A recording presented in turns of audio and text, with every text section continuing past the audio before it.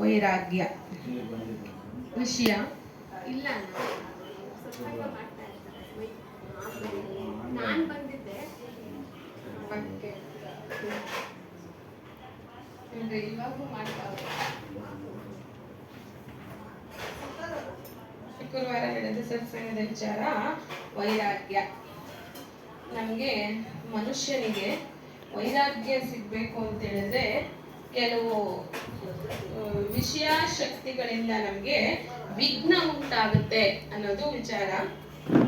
ವಿಷಯ ಶಕ್ತಿ ನಮ್ಮಲ್ಲಿ ಪ್ರಬಲವಾಗಿ ಇರೋದ್ರಿಂದ ವೈರಾಗ್ಯದ ಹೆಜ್ಜೆಗೆ ವಿಘ್ನವಾಗಿದೆ. ಇದನ್ನ ಚಿಂತನೆ ಮಾಡಿದ್ರೆ ನಾವೆಲ್ಲರೂ ಸುಮಾರು ಸತ್ಸಂಗಗಳನ್ನ ಕೇಳಿದೀವಿ.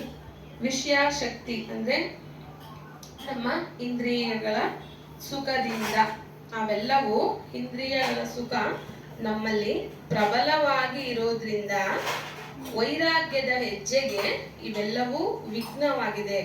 ಇವೆಲ್ಲವನ್ನ ನೀವು ತಿಳಿದು ಏನ್ ಮಾಡ್ಬೇಕು ಅಂತ ಹೇಳಿದ್ರೆ ಕಟ್ ಮಾಡ್ಕೋಬೇಕು ಅಂತ ಹೇಳಿದ್ರು. ಅಂದ್ರೆ ನಮ್ಮ ಅಂತಃಕರಣ ಚತುಷ್ಟಯಗಳು 4 ಇದೆಯಲ್ಲ, ಚಿತ್ತ, ಮನಸ್ಸು, ಬುದ್ಧಿ, ಅಹಂಕಾರ. ಈ ನಾಲ್ಕಕ್ಕೂ ಇಲ್ಲಿ ಒಂದು 6 ವಿಚಾರವನ್ನ ತಿಳಿಸಿದ್ದಾರೆ. ಆ 6 ವಿಚಾರಗಳು ಲಿಂಕ್ ಇದೆ ಅಂತ ಹೇಳ್ತಾರೆ. ಅಂದ್ರೆ ಈ 6 ವಿಚಾರಗಳು ಈ 4 ವಿಚಾರಕ್ಕೆ ಸಂಬಂಧಪಟ್ಟಿದೆ.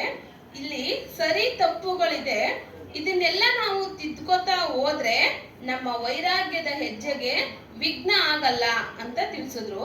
ಆ 6 ವಿಚಾರಗಳು ಯಾವ್ದಪ್ಪ ಅಂತ ಹೇಳಿದ್ರೆ, ಮೊದಲನೇದು ಹಿಂದಿ ಭಾಷೆ ಇರ್ಬೋದು ಅಂತ ಅನ್ಕೋತೀನಿ, ಬಾಸ್ ಅಂತ, ಭಾವನೆ, ಬಾಸ್. ಮತ್ತೆ ಎರಡನೆಯದು ಅಧ್ಯಾಸ, ಮೂರನೇದು ಅನುಮಾನ, ನಾಲ್ಕನೇದು ಭ್ರಮೆ, ಐದನೇದು ಭೂಲ್ ಅಂದ್ರೆ ಮರೆವು, ತಪ್ಪು, ಆರನೇದು ಕಲ್ಪನೆ. ಈ 6 ವಿಚಾರಗಳನ್ನ ನಾವು ಸರಿಯಾಗಿ ತಿಳಿದು ನಡ್ಕೊಳ್ಳಿಲ್ಲ ಅಂತ ಹೇಳಿದ್ರೆ ಈ ಎಲ್ಲಾ ಕಡೆ ನಮ್ಗೆ ವಿಘ್ನ ಬರುತ್ತೆ ಅಂತ ಹೇಳಿದ್ರು. ಮೊದಲು ಮಾನವರಾಗಿ ಹುಟ್ಟಿದ ಮೇಲೆ ವಿವೇಕಿಯ ಮನುಷ್ಯನಿಗೆ ನೀತಿ ನಿಯಮಗಳ ಪಾಲನೆ ಮಾಡಬೇಕು. ನಾವೆಲ್ಲರೂ ಮಾಡ್ತಾನೆ ಇದೀವಿ. ಹೆಂಗೆ ಅಂತ ಹೇಳಿದ್ರೆ, ನಮ್ಮ ಹಿರಿಯರೆಲ್ಲರೂ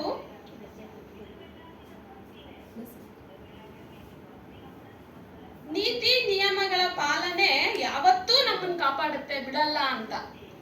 ನೀತಿ ನಿಯಮ ಯಾವಾಗ ಬಂತು ಅಂತ ಹೇಳಿದ್ರೆ, ಧರ್ಮದ ಜೊತೆಗೆ ಧರ್ಮ ಇದ್ರೆ ಎಲ್ಲಿ ಸತ್ಯ ಇರಲ್ವೋ ಅಲ್ಲಿ ಧರ್ಮ ಬೇಕು ಅಂತ ಹೇಳ್ತಾರೆ. ಧರ್ಮ ಇದ್ದ ಕಡೆ ನೀತಿ ನಿಯಮಗಳು ಇದ್ದೇ ಇರುತ್ತೆ ಅಂತಾರೆ.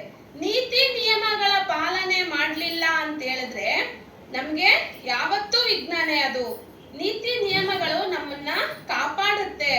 ನಮ್ಮ ಜೀವನಕ್ಕೆ ನೀತಿ ನಿಯಮಗಳು ತುಂಬಾ ಅವಶ್ಯಕತೆ. ಎಲ್ಲಾ ವಿಚಾರದಲ್ಲೂ ನೀತಿ ನಿಯಮಗಳ ಪಾಲನೆ ಮಾಡಿ ಅಂತ ತಿಳಿಸಿದ್ರು. ಎರಡನೇ ವಿಚಾರ, ದೃಷ್ಟ ಭಾವದಿಂದ ನಿನ್ನನ್ನು ನೀನು ನೋಡು. ಅಂದ್ರೆ ನಿನ್ನನ್ನ ನೀನೇ ಸಾಕ್ಷಿಯಾಗಿದ್ದುಕೊಂಡು ನೋಡು. ಎಲ್ಲವನ್ನ ನೀನೇ ಸಾಕ್ಷಿ, ನಿನಗೆ ಯಾರು ಬೇಡ ಸಾಕ್ಷಿ. ನೀನೇ ಸಾಕ್ಷಿಯಾಗಿ ನಿಂತ್ಕೊಂಡು ನೋಡ್ತೀಯಲ್ಲ, ಅವಾಗ ನಿನ್ನ ವಿಷಯ ಶಕ್ತಿಗಳಲ್ಲಿ ನಿನಗೆ ಎಷ್ಟು ಮೋಹ ಇದೆ ಅನ್ನೋದು ಗೊತ್ತಾಗುತ್ತೆ ಅನ್ನೋದನ್ನ ತಿಳಿಸಿದ್ರು. ಇವಾಗ ಎಲ್ಲರೂ ಹೇಳ್ತೀವಿ, ನನ್ನ ದೇಹ, ನನ್ನ ಕೈ, ನನ್ನ ಕಣ್ಣು, ನನ್ನ ದೇಹ, ನನ್ನ ಕಾಲು, ಹಿಂಗೆಲ್ಲ ಹೇಳುವಾಗ ನನ್ನ ವಸ್ತು, ನನ್ನ ಆಸ್ತಿ, ಇವೆಲ್ಲ ಹೇಳ್ತೀವಲ್ಲ, ಇವೆಲ್ಲ ಹೇಳೋ ನಿನಗೆ ಒಂದೇ ಒಂದ್ಸರಿ ನಾನು ಯಾರು ಅನ್ನೋದನ್ನ ಕೇಳ್ಕೊಂಡಿದ್ಯಾ? ಇವೆಲ್ಲ ನಿನ್ನದು. ಆದ್ರೆ ನೀನ್ ಯಾರು ಅಂತ ಗೊತ್ತಾಗ್ಬೇಕಲ್ಲ. ನೀನ್ ಯಾರು ಅಂತ ತಿಳ್ಕೊ. ನೀನ್ ಯಾರು ಅಂತ ಹೇಳಿದ್ರೆ ನಿನ್ನ ಸ್ವರೂಪನೇ ನೀನೇ ಸತ್ಯನಾಮ್. ಇದು ಗೊತ್ತಾದ್ಮೇಲಾದ್ರೂ ನೀನು ಸಾಕ್ಷಿಯಾಗಿದ್ದು ನಡ್ಕೋ ಅಂತ ತಿಳಿಸಿದ್ರು. ದೇಹ, ಇಂದ್ರಿಯಾದಿಗಳು, ಜ್ಞಾನೇಂದ್ರಿಯಗಳು ಇದೆಲ್ಲವೂ ನಮ್ಮದಲ್ಲ. ಇದು ಸತ್ಯ ವಿಚಾರ.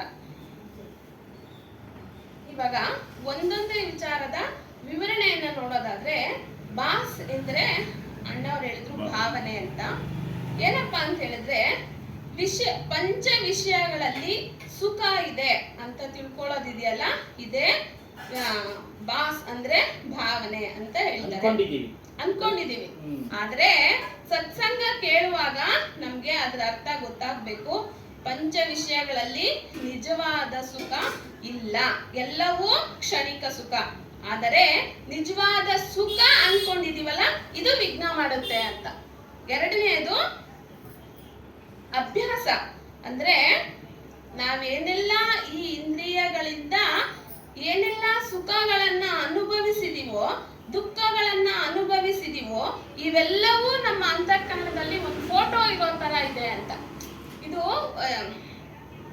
ಯಾವ್ದರ ಜೊತೆ ಲಿಂಕ್ ಅಂತ ಹೇಳಿದ್ವಿ ಸ್ಟಾರ್ಟಿಂಗ್ ಅಲ್ಲಿ? ಅಂತಃಕರಣ ಚತುಷ್ಟಯ 4 ಇದೆಯಲ್ಲ, ಮನಸ್ಸು, ಬುದ್ಧಿ, ಚಿತ್ತ, ಅಹಂಕಾರ, ಈ ಎಲ್ಲದ್ರ ಜೊತೆ ಲಿಂಕ್ ಇರೋದ್ರಿಂದ ಇದು ಪದೇ ಪದೇ ಪದೇ ನಾವು ನೆನೆಸ್ಕೊತಾ ಇರ್ತೀವಿ. ನೆನಪಿಗೆ ಬರ್ತಾ ಇರೋದ್ರಿಂದ ಇದು ಅಭ್ಯಾಸ ಆಗುತ್ತೆ. ಇಲ್ಲಿ ನೀನು ಒಳ್ಳೆ ಅಭ್ಯಾಸಗಳನ್ನ ಮಾಡ್ಕೋ, ಒಳ್ಳೇದನ್ನ ನೆನೆಸ್ಕೋ. ಇಲ್ಲ ಅಂತ ಹೇಳಿದ್ರೆ ನಿನ್ನ ವೈರಾಗ್ಯದಕ್ಕೆ ಇದು ಕೂಡ ನಿನಗೆ ವಿಘ್ನ ಆಗುತ್ತೆ. ನಿನ್ನ ಅಭ್ಯಾಸನೇ ನಿನಗೆ ವಿಘ್ನ ಆಗುತ್ತೆ. ಅಭ್ಯಾಸಗಳನ್ನ ಸರಿಯಾಗಿ ಮಾಡು.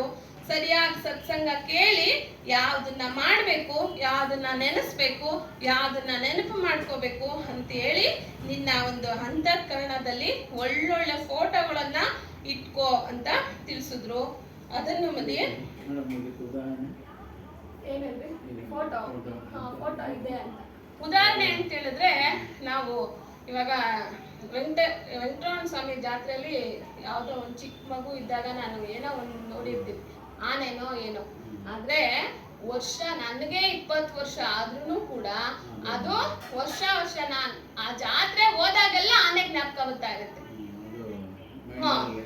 ರೆಕಾರ್ಡ್ ಆಗಿರುತ್ತೆ. ಅದ್ರಿಂದ ನಾನು ಏನು ಖುಷಿ ಪಟ್ಟಿದ್ನೋ, ಅಥವಾ ಅಲ್ಲಿ ಕಾಲ್ ತುಳಿತದಲ್ಲಿ ಸಿಕ್ಕಿ ಎಷ್ಟೋ ಜನ ಸತ್ತೋಗಿ ಅದನ್ನೇನ್ ನಾನು ನೋಡಿ ದುಃಖ ಪಟ್ಟಿದ್ನೋ, ಅದು ಕೂಡ ಯಾವಾಗ್ಲೂ ನನಗೆ ಜ್ಞಾಪಕ ಬರ್ತಾ ಇರುತ್ತೆ. Flash back. ಅದು ಎಲ್ಲಿದೆ ಅಂತ ಹೇಳಿದ್ರೆ ಅದು ನನ್ನ ಅಂತಃಕರಣದಲ್ಲೇ ಇರುತ್ತೆ. ಆದ್ರೆ ಇಂದ್ರಿಯಗಳಿಂದಾನೇ ನೋಡಿರ್ತೀನಿ ಅದನ್ನ, ಅಲ್ವಾ? ನಾಲ್ಗೆಯಿಂದ ತಿಂದಿರ್ತೀನಿ, ಅಲ್ವಾ? ಇವಾಗ ಮಾವಿನಕಾಯಿ ಉಪ್ಪಿನಕಾಯಿ ಅಂದಿದ ತಕ್ಷಣ ನಾನು ಟೇಸ್ಟ್ ನೋಡಿದೀನಿ, ನನಗ್ ಗೊತ್ತು, ನನ್ನ ಅಂತಃಕರಣದಲ್ಲಿ ಅದು ಫೋಟೋ ಇದೆ, ಗೊತ್ತಾಗುತ್ತೆ, ಅನುಭವಿಸ್ತೀನಿ. ಆದ್ರೆ ಯಾವ್ದೋ ಬೇರೆ ಜರ್ಮನಿದೋ ಏನೋ ಒಂದು ಉಪ್ಪಿನಕಾಯಿ ಅಂತ ಹೇಳಿದ್ರೆ ನನ್ಗೇನು ಅನ್ಸಲ್ಲ. ಯಾಕೆ? ಅದು ನನಗೆ ಅನುಭವ ಇರಲ್ಲ, ನಾನು ಅದನ್ನ ಅನುಭವಿಸಿರಲ್ಲ, ನನ್ನ ಇಂದ್ರಿಯಗೆ ಅದರ ಪರಿಚಯ ಇರಲ್ಲ, ನನ್ನ ಅಂತಃಕರಣದಲ್ಲಿ ಅದರ ಫೋಟೋ ಇರಲ್ಲ. ಹಾಗಾಗಿ ನಾನು ಅದನ್ನ ಪದೇ ಪದೇ ನೆನ್ಸ್ಕೊಳ್ಳಲ್ಲ.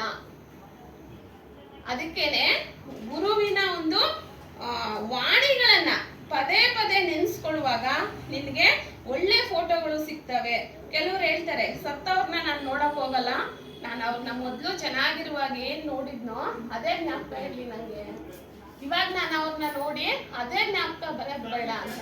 ಯಾಕೆಂದ್ರೆ ನಮ್ಮ ಅಂತಃಕರಣದಲ್ಲಿ ಅದು ಫೋಟೋ ಆಗಿ ಬದಲಾಗಿರುತ್ತೆ. ಆತರ ಹಿಂಗೆಲ್ಲ ನಿನ್ನ ಮನಸ್ಸು ಇರುವಾಗ ನೀನು ಒಳ್ಳೇದನ್ನ ಮಾಡೋ ಪ್ರಯತ್ನ ಮಾಡು ಅಂತ ಹೇಳ್ತಾರೆ.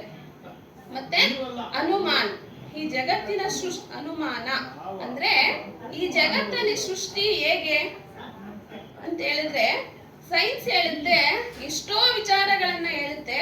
ಏಕಕೋಶ ಜೀವಿಯಿಂದ ಆಗಿದೆ, ಮತ್ತೆ ಸಸ್ಯಗಳಿಂದ, ಮಂಕಿಯಿಂದ, ಮನುಷ್ಯನಿಂದ ಮಾನವ ಅನ್ನೋ ತನಕನೂ ಈ ಸೃಷ್ಟಿ ಇದೆ.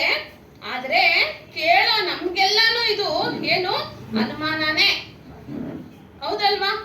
ಅನುಮಾನ ಅನ್ಸುತ್ತಾ ಇಲ್ಲ? ನಾವೇ ಹೇಳಿದ್ರಲ್ಲ, ನೀನೇ ಓದಿ ತಿಳ್ಕೋಬೇಕು ಅಂದ್ರೆ ನನಗೇನ್ ಸಾಲಲ್ಲ, ಆಯುಷು ಸಾಲಲ್ಲ. ಇಲ್ಲದೆ ಇರೋದ್ರಿಂದ ಸರಿಯಾದ ಗುರುವನ್ನ ಹಿಡಿದು ಈ ವಿಚಾರ, ದೇವಿ ದೇವತೆಗಳು ಇವೆಲ್ಲವನ್ನ ಸರಿಯಾಗಿ ತಿಳ್ಕೊಂಡು ಹೆಜ್ಜೆ ಇಡ್ಲಿಲ್ಲ ಅಂತ ಹೇಳಿದ್ರೆ ನಿನ್ನ ವೈರಾಗ್ಯಕ್ಕೆ ಇದು ಕೂಡ ವಿಘ್ನವನ್ನ ಮಾಡುತ್ತೆ ಅನ್ನೋದನ್ನ ತಿಳಿಸಿದ್ದಾರೆ. ಮತ್ತೆ ಮೂರನೇದು ಭ್ರಮೆ. ಭ್ರಮೆ ಅಂತ ಹೇಳಿದ್ರೆ ಇಲ್ಲದೆ ಇರೋದನ್ನ ಇದೆ ಅಂತ ಅನ್ಕೊಳ್ಳೋದು.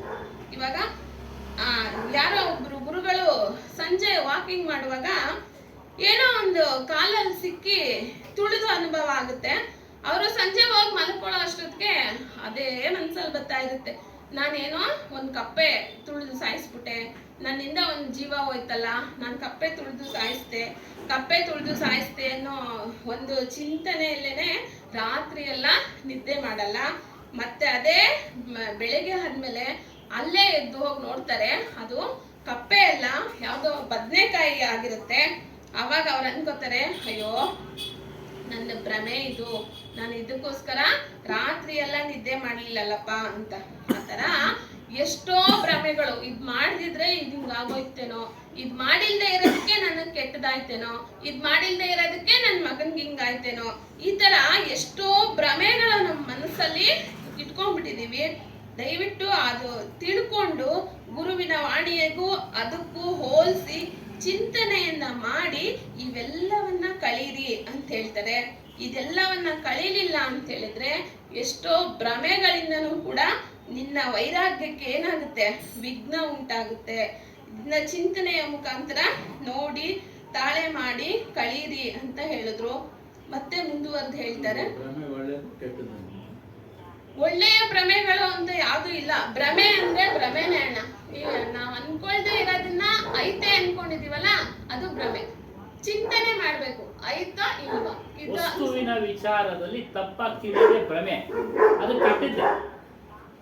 ವಸ್ತುವಿನ ವಿಚಾರದಲ್ಲಿ ತಪ್ಪಾಗಿ ತಿಳಿಯೋದು ಭ್ರಮೆ, ಅದು ಕೆಟ್ಟದ್ದೆ. ನಿಮಗೆ ಅದು ಮಾರಕ ವೈರಾಗ್ಯಕ್ಕೆ ಅವ್ರು ಪೂರ್ತಿ ಹೇಳ್ಬಿಡಿ, ಅದಕ್ಕೆ ಸಂಬಂಧಪಟ್ಟ ಕಥೆ ಹೇಳ್ತೀನಿ ನಿಮಗೆ, ಹೇಳ್ಬಿಡಿ. ಮುಂದುವರೆದು ಹೇಳ್ತಾರೆ, ಬೂಲ್ ಅಂದ್ರೆ ಮರೆವು, ಅಂದ್ರೆ ಇರೋದನ್ನ ಇಲ್ಲ ಅಂತ ಮರೆತು ಇರೋದೇ ಮರೆವು. ಅಂದ್ರೆ ಯಾವುದು ಇದೆ, ಯಾವುದು ಇಲ್ಲ, ಯಾವುದು ನಿತ್ಯ ವಸ್ತು, ಯಾವುದು ಅನಿತ್ಯ ವಸ್ತು, ಇವೆರಡರ ಅರಿವು ನಿಮ್ಗಿರ್ಬೇಕು ಅಂತ ಹೇಳ್ತಾರೆ. ಮತ್ತೆ ಮುಂದುವರೆದು ಚಿಕ್ಕ ವಿಷಯಕ್ಕೆ ಅಳೋದು, ಒಂದ್ ಚಿಕ್ಕ ವಿಷಯಕ್ಕೆ ನಗೋದು, ಖುಷಿ ಪಡೋದು, ಇದು ದೇಹದ್ವಾರದಿಂದ, ಅಂದ್ರೆ ಮೋಹ ಇರುವಾಗ ಇವೆಲ್ಲ ಆಗುತ್ತೆ ಅಂತ ತಿಳಿಸಿದ್ದಾರೆ. ದುಃಖ ಮೋಹದಿಂದನೇ ಉಂಟಾಗೋದು, ಸುಖ ಕ್ಷಣಿಕ ಸುಖ ಆದ್ರೂ ಅದು ಮೋಹದಿಂದನೇ ಅಂತ ಹೇಳ್ತಾರೆ. ಇಲ್ಲಿ ಸ್ವರೂಪ ದ್ವಾರ ಚಿಂತನೆ ಇದ್ರೆ, ಇಲ್ಲಿ ಸುಖ ದುಃಖ ಎರಡನ್ನ ಬಿಟ್ಟು ಸ್ವರೂಪದ ಚಿಂತನೆ ಇದ್ರೆ ಎಲ್ಲವನ್ನ ಸಮನಾಗಿ ಸ್ವೀಕರಿಸ್ತೀಯ. ಯಾರೆಲ್ಲ ಸುಖ ದುಃಖದಲ್ಲಿರ್ತಾರೋ ಅವರೆಲ್ಲರೂ ಮತ್ತಿನಲ್ಲಿದ್ದಾರೆ ಅಂತ ತಿಳಿಸ್ತಾರೆ. ಮತ್ತು ಅಂದ್ರೆ ನಮ್ಗೆ ಯಾವ ಗೊತ್ತಾಗಲ್ಲ, ಈ ಸ್ವರೂಪ ನೆನಪಿಲ್ಲಲ್ಲ, ಆದ್ರಿಂದ ಸುಖ ಬಂದ್ರೆ ಅಳ್ತೀವಿ, ದುಃಖ ಆದ್ರೆ ಖುಷಿ ಪಡ್ತೀವಿ. ಇವೆರಡನ್ನ ಸಮಾನವಾಗಿ ತಗೊಳ್ತೀಯಲ್ಲ, ಅವಾಗ ನಿನ್ಗೆ ಈ ನಿನ್ನ ವೈರಾಗ್ಯಕ್ಕೆ ಇದು ವಿಘ್ನ ಆಗಲ್ಲ ಅನ್ನೋದನ್ನ ತಿಳಿಸಿದ್ರು. ಅದಕ್ಕೊಂದು ಉದಾಹರಣೆ, ಒಂದ್ 4 ಚಕ್ರದ ಗಾಡಿ ವಾಹನಕ್ಕೆ ಆಕ್ಸಿಡೆಂಟ್ ಆಯ್ತು ಅಂತ ಇಟ್ಕೊಳ್ಳೋಣ. ಆಕ್ಸಿಡೆಂಟ್ ಆಗಿದ ತಕ್ಷಣ ನಾವೇನ್ ಮಾಡ್ತೀವಿ, ಗಾಡಿಗೆ ಏನ್ ಏಟಾಯ್ತು ಅಂತ ನೋಡ್ತೀವಿ ಹೊರತು ಡ್ರೈವರ್ ಇದಾರಾ ಅಂತ ನೋಡಲ್ಲ. ಇಲ್ಲಿ ಗಾಡಿನ ದೇಹಕ್ಕೆ ಹೋಲಿಸಿದ್ದಾರೆ, ಡ್ರೈವರ್ ಅನ್ನ ಚೈತನ್ಯಕ್ಕೆ ಹೋಲಿಸಿದ್ದಾರೆ. ಇಲ್ಲಿ ಗಾಡಿನ ನೋಡೋದಾದ್ರೆ ದೇಹಕ್ಕೆ ಏನಾದ್ರು ಏಟಾಯ್ತು ಅಂತ ಹೇಳಿದ್ರೆ ಚೈತನ್ಯ ಇದೆಯಾ ಇಲ್ವಾ ಅನ್ನೋದನ್ನ ನೀನು ನೋಡಲ್ಲ, ಚೈತನ್ಯವನ್ನ ನೋಡು, ಸ್ವರೂಪವನ್ನ ತಿಳ್ಕೊ. ಸ್ವರೂಪದಲ್ಲಿ ಎಚ್ಚರವಾಗಿದ್ರೆ ನಿನ್ನ ಗಾಡಿಗೆ ಏನೂ ಆಗಲ್ಲ ಅನ್ನೋ ವಿಚಾರವನ್ನ ತಿಳಿಸಿದ್ರು. ಈ ದೇಹ ನಾಶ ಆಗೋದು, ಆಸ್ತಿ ನಾಶ ಆಗೋದು, ಇವೆಲ್ಲದರ ದುಃಖ ಮಾಡೋದು ಯಾರು ಅಂತ ಹೇಳಿದ್ರೆ ಕಲ್ಪನೆ ಇರೋರು ಮಾತ್ರನೇ ಅನ್ನೋದನ್ನ ಕಬೀರ್ ಸಾಹೇಬ್ರು ತಿಳಿಸಿದ್ದಾರೆ. ಸುಖ ದುಃಖಗಳು ಚೈತನ್ಯಕ್ಕೆ ಸಂಬಂಧವಿಲ್ಲ, ಇವೆರಡೂ ಕೂಡ ಚೈತನ್ಯಕ್ಕೆ ಸಂಬಂಧ ಪಡಲ್ಲ, ಕಲ್ಪನೆಯಲ್ಲಿರೋರು ಮಾತ್ರನೇ ಇವೆರಡರು ಪ್ರಭಾವ ಬೀರುತ್ತೆ ಅನ್ನೋದನ್ನ ತಿಳಿಸಿದ್ರು. ತೃಪ್ತಿಯ ಭಾವನೆ ಚೈತನ್ಯ ಸ್ವರೂಪಕ್ಕೆ ಮಾತ್ರ ಇರುತ್ತೆ, ಶಾಂತಿಯಿಂದ ಇರೋದಾದ್ರೆ ಸ್ವರೂಪ ಮಾತ್ರನೇ ಅನ್ನೋದನ್ನ ತಿಳಿಸಿದ್ರು. ಕಲ್ಪನೆ ಅಂದ್ರೆ ಊಹೆ ಮಾಡೋದೇ ಕಲ್ಪನೆ ಅನ್ನೋದನ್ನ ತಿಳಿಸಿದ್ರು. ಜ್ಞಾನದಲ್ಲಿ ಇದ್ರೆ ಊಹೆಗೆಲ್ಲ ಜಾಗ ಇರಲ್ಲ, ಜಾಗ್ರತೆಯಾಗಿರ್ತೀಯ ಅನ್ನೋದನ್ನ ತಿಳಿಸಿದ್ರು. ಈ 6 ವಿಚಾರಗಳು ಕೂಡ ಅಂತಃಕರಣ ಚತುಷ್ಟಯ ಸಂಬಂಧವನ್ನ ಪಟ್ಟಿದೆ. ನಿನಗೆ ಚಿತ್ತದ ವಿಷಯ ಅಂದ್ರೆ ಚಿತ್ತದಲ್ಲಿ ನಿನಗೆ ಭಾವನೆಯ ವಿಷಯ ಶಕ್ತಿ ಇರುತ್ತೆ, ಮನಸ್ಸಿನಲ್ಲಿ ನಿನಗೆ ಅಧ್ಯಾಸ ಮತ್ತು ಅನುಮಾನಗಳಿರ್ತವೆ, ಬುದ್ಧಿಯ ವಿಚಾರದಲ್ಲಿ ನಿನಗೆ ಮರೆವು ಮತ್ತೆ ಭ್ರಮೆ ಇರುತ್ತೆ, ಅಹಂಕಾರದ ವಿಚಾರದಲ್ಲಿ ಕಲ್ಪನೆ ಇರುತ್ತೆ. ಈ ಅಂತಃಕರಣ ಇಂದ್ರಿಯಗಳು ಸಂಬಂಧ ಇದೆ, ಈ ವಾಸನೆಗಳು ಬೀಜವಾಗಿ ತಯಾರಾಗುತ್ತೆ, ಅಂತಃಕರಣ ಚತುಷ್ಟಯಗಳು ಬೀಜವಾಗಿ ಸೂಕ್ಷ್ಮ ರೂಪವಾಗಿ ಜೀವಕ್ಕೆ ಶಕ್ತಿ ಬಂದು ತಂದೆ ತಾಯಿಯ ವೀರ್ಯದಲ್ಲಿ ಸೇರಿ ಮತ್ತೆ ಜನನ ಮತ್ತೆ ಮರಣ ಇಟ್ಟು ಸಾವುಗಳ ನಡುವೆ ಸಿಕ್ಕೊಂಡಿರ್ತೀಯ. ಆದ್ರಿಂದ ಇದು ಜೀವಿಯ ದುಷ್ಟಾಂತ ಅನ್ನೋದನ್ನ ತಿಳಿಸಿದ್ರು. ಪಂಚ ವಿಷಯದಲ್ಲಿ ಸುಖ ಇಲ್ಲ, ಅಧ್ಯಾಸದಲ್ಲಿ ಸುಖ ಇಲ್ಲ, ಹನುಮಾನ ಇಲ್ವೇ ಇಲ್ಲ, ಭ್ರಮೆ ಅಂತೂ ಇಲ್ಲ, ಕಲ್ಪನೆ ಮಾಡಲ್ಲ. ಮರೆವು ಯಾವ್ದನ್ನ ಮರಿಬೇಕು? ಎಲ್ಲಾ ವಸ್ತು ಸ್ಥಿತಿಗಳನ್ನ ಮರೆತು ಸ್ವರೂಪವನ್ನ ಸದಾ ಗಮನದಲ್ಲಿಟ್ಕೊಂಡು ಇದ್ದು ಇವೆಲ್ಲವನ್ನ ಕಟ್ ಮಾಡ್ಕೊಂಡ್ರೆ ಜ್ಞಾನದ ಗುಣದಲ್ಲಿರ್ತೀಯ ನೀನು. ನಿನ್ಗೆ ತೃಪ್ತಿ ಸಿಗುತ್ತೆ, ನಿನ್ಗೆ ವೈರಾಗ್ಯದಲ್ಲಿ ನೀನು ಮುಂದೆ ಹೋಗ್ತೀಯ. ಶಾಂತಿ, ಏಕಾಗ್ರತೆ ಇವೆಲ್ಲವೂ ನಿನ್ನ ಆಸ್ತಿ ಆಗುತ್ತೆ ಅಂತೇಳಿ ವಿಚಾರವನ್ನ ತಿಳಿಸಿದ್ರು. ಈ ಚಿಂತನೆಯನ್ನ ಇಲ್ಲಿಗೆ ಮುಗಿಸ್ತಾ ಇದ್ದೀನಿ. ಸದ್ಗುರು ದೇವಾಯ ನಮಃ. ಧನ್ಯವಾದಗಳು ಸುಮಾರಿಗೆ. बोलिए श्री सतनाम आदि कबीर साहेब की जय। सद्गुरु श्री हनुमान साहेब की जय। गुरु माता जी की जय। ಪೂಜ್ಯರು ಪ್ರಾತಸ್ಮರಣೀಯ ಸದ್ಗುರು ಶ್ರೀ ಹನುಮಾನ್ ಸಾಹೇಬರ ದಿವ್ಯಚರಣೆಗೆ ಒಂದು ಸುತ್ತ, ಗುರು ಮಾತಾಜಿಯವರ ದಿವ್ಯಚರಣೆಗೆ ಒಂದು ಸುತ್ತ, ನೆರೆದಿರುವ ಎಲ್ಲ ಮಹನೀಯರಿಗೆ, ಭಕ್ತಿ ಮಾತೆಯರಿಗೆ ಒಂದು ಸುತ್ತ ಸತ್ಸಂಗ ಕಾರ್ಯಕ್ರಮ ಮಾಡೋಣ. ವಿಷಯ ಜೀವನಿಗೆ ಬಂಧನ ಯಾಕೆ? ಜೀವಕ್ಕೋ ಬಂಧನ ಕ್ಯೋ ಹೈ ಅಂದರೆ ಮನುಷ್ಯನಿಗೆ ಬಂಧನ ಯಾಕೆ? ಅದನ್ನು ಸಾಕಿ ಮೂಲಕ ತಿಳಿಸ್ತಾರೆ. ಕಾಹೆ ಹರನಿ ದೂಬರಿ ಯಹಿ ಹರಿಯರೆ ತಾಲ್ ಲಕ್ಷ ಅಹೇರಿ ಏಕ ಮುರ್ಗ ಕೇತಿಕ್ ತಾರೋ ಭಾ. ಇಲ್ಲಿ ಒಂದು ಜಿಂಕೆಯ ಉದಾಹರಣೆ ಕೊಡ್ತಾರೆ. ಜಿಂಕೆನ ಕಂಡ್ರೆ ಬೇಟೆಗಾರ ಸುಮ್ಮನೆ ಇರ್ತಾನ? ಇಲ್ಲ. ಅದನ್ನು ಹಿಡಿಯೋ ಸಲುವಾಗಿ ಅದ್ರ ಹಿಂದೆ ಓಡ್ತಾ ಓಡ್ತಾ ಓಡ್ತಾ ಅನೇಕ ಬಾಣಗಳ ಪ್ರಯೋಗ ಮಾಡ್ತಾನೆ, ಅನೇಕ ಬಾಣಗಳ ಪ್ರಯೋಗ ಮಾಡ್ತಾನೆ. ಅದೃಶ್ಯ ಅದೇ ರೀತಿಯಾಗಿ ಮನುಷ್ಯನಿಗೆ ಒಳಗಡೆಯಿಂದ ಹೊರಗಡೆಯಿಂದ ಬಾಣಗಳು ಪ್ರಯೋಗ ಆಗ್ತಾ ಇದೆ. ಮನುಷ್ಯನಿಗೆ ಬಾಣಗಳು ಪ್ರಯೋಗ ಆಗ್ತಾ ಇದೆ. ಅನೇಕ ಪೆಟ್ಟುಗಳು ಬೀಳ್ತಾ ಇದೆ. ಹೇಗೆ? ಈಗ ಹೇಳಿದ್ರು ವಿಷಯಗಳ ಬಗ್ಗೆ ನೋಡಿ, ಎಲ್ಲರೂ ಅಲ್ಲೇನೆ, ಬೇರೆ ಏನೇನಿಲ್ಲ. ಪಂಚ ವಿಷಯಗಳಲ್ಲಿ ಒಂದೊಂದು ವಿಷಯದಲ್ಲಿ ಅನೇಕ ಇಚ್ಛೆ, ಒಂದಲ್ಲ ಎರಡಲ್ಲ ಇಚ್ಛೆ. ಉದಾಹರಣೆಗೆ ಸ್ವೀಟ್ ಅಂಗಡಿಯಲ್ಲಿ ಎಷ್ಟು ಸ್ವೀಟ್ ಇರ್ತದೆ? ಹಲವಾರು ರೀತಿಯ ಸ್ವೀಟ್ಗಳು ಇರ್ತವೆ, ಎಲ್ಲವೂ ಸಿಹಿನೇ. ಆದ್ರೂ ಮನುಷ್ಯನಿಗೆ ಇಚ್ಛೆ ಏನು? ಅದು ಚೆನ್ನಾಗಿರುತ್ತೇನೋ, ಇದು ಚೆನ್ನಾಗಿರುತ್ತೇನೋ, ಸ್ಯಾಂಡ್ವಿಚ್ ಚೆನ್ನಾಗಿರುತ್ತೇನೋ, ಜಾಮೂನ್ ಚೆನ್ನಾಗಿರುತ್ತೇನೋ, ಹೀಗೆ ಈ ರುಚಿಗಳನ್ನು ನೋಡಿದ್ರೂ ಸಹ ಮತ್ತೆ ಮತ್ತೆ ಇಚ್ಛೆ ಪಡೋದು. ಇದೇ ರೀತಿ ಪಂಚ ವಿಷಯಗಳಲ್ಲಿ ಶಬ್ದ, ಸ್ಪರ್ಶ, ರೂಪ, ರಸ, ಗಂಧ. ಶಬ್ದಗಳಲ್ಲಿ ಎಷ್ಟೋ ವಿಧ, ರಸದಲ್ಲಿ ಎಷ್ಟೋ ವಿಧ, ರೂಪದಲ್ಲಿ ಎಷ್ಟೋ ವಿಧ, ಅಸಂಖ್ಯ ಇಚ್ಛೆಗಳು, ಲೆಕ್ಕಕ್ಕಿಲ್ಲದೆ ಅನೇಕ ಇಚ್ಛೆಗಳು ಇದ್ದಾವೆ. ಮತ್ತು ಬಯಕೆಗಳು, ಒಂದಲ್ಲ ಎರಡಲ್ಲ ಅನೇಕ ಬಯಕೆಗಳು. ಕ್ರೋಧ, ಸಣ್ಣ ಸಣ್ಣ ವಿಚಾರಕ್ಕೂ ಕೋಪ ಮಾಡ್ಕೊಳ್ಳೋದು, ಯಾವಾಗಲೂ ಕೋಪದಲ್ಲೇ ಇರ್ತಾನವನು.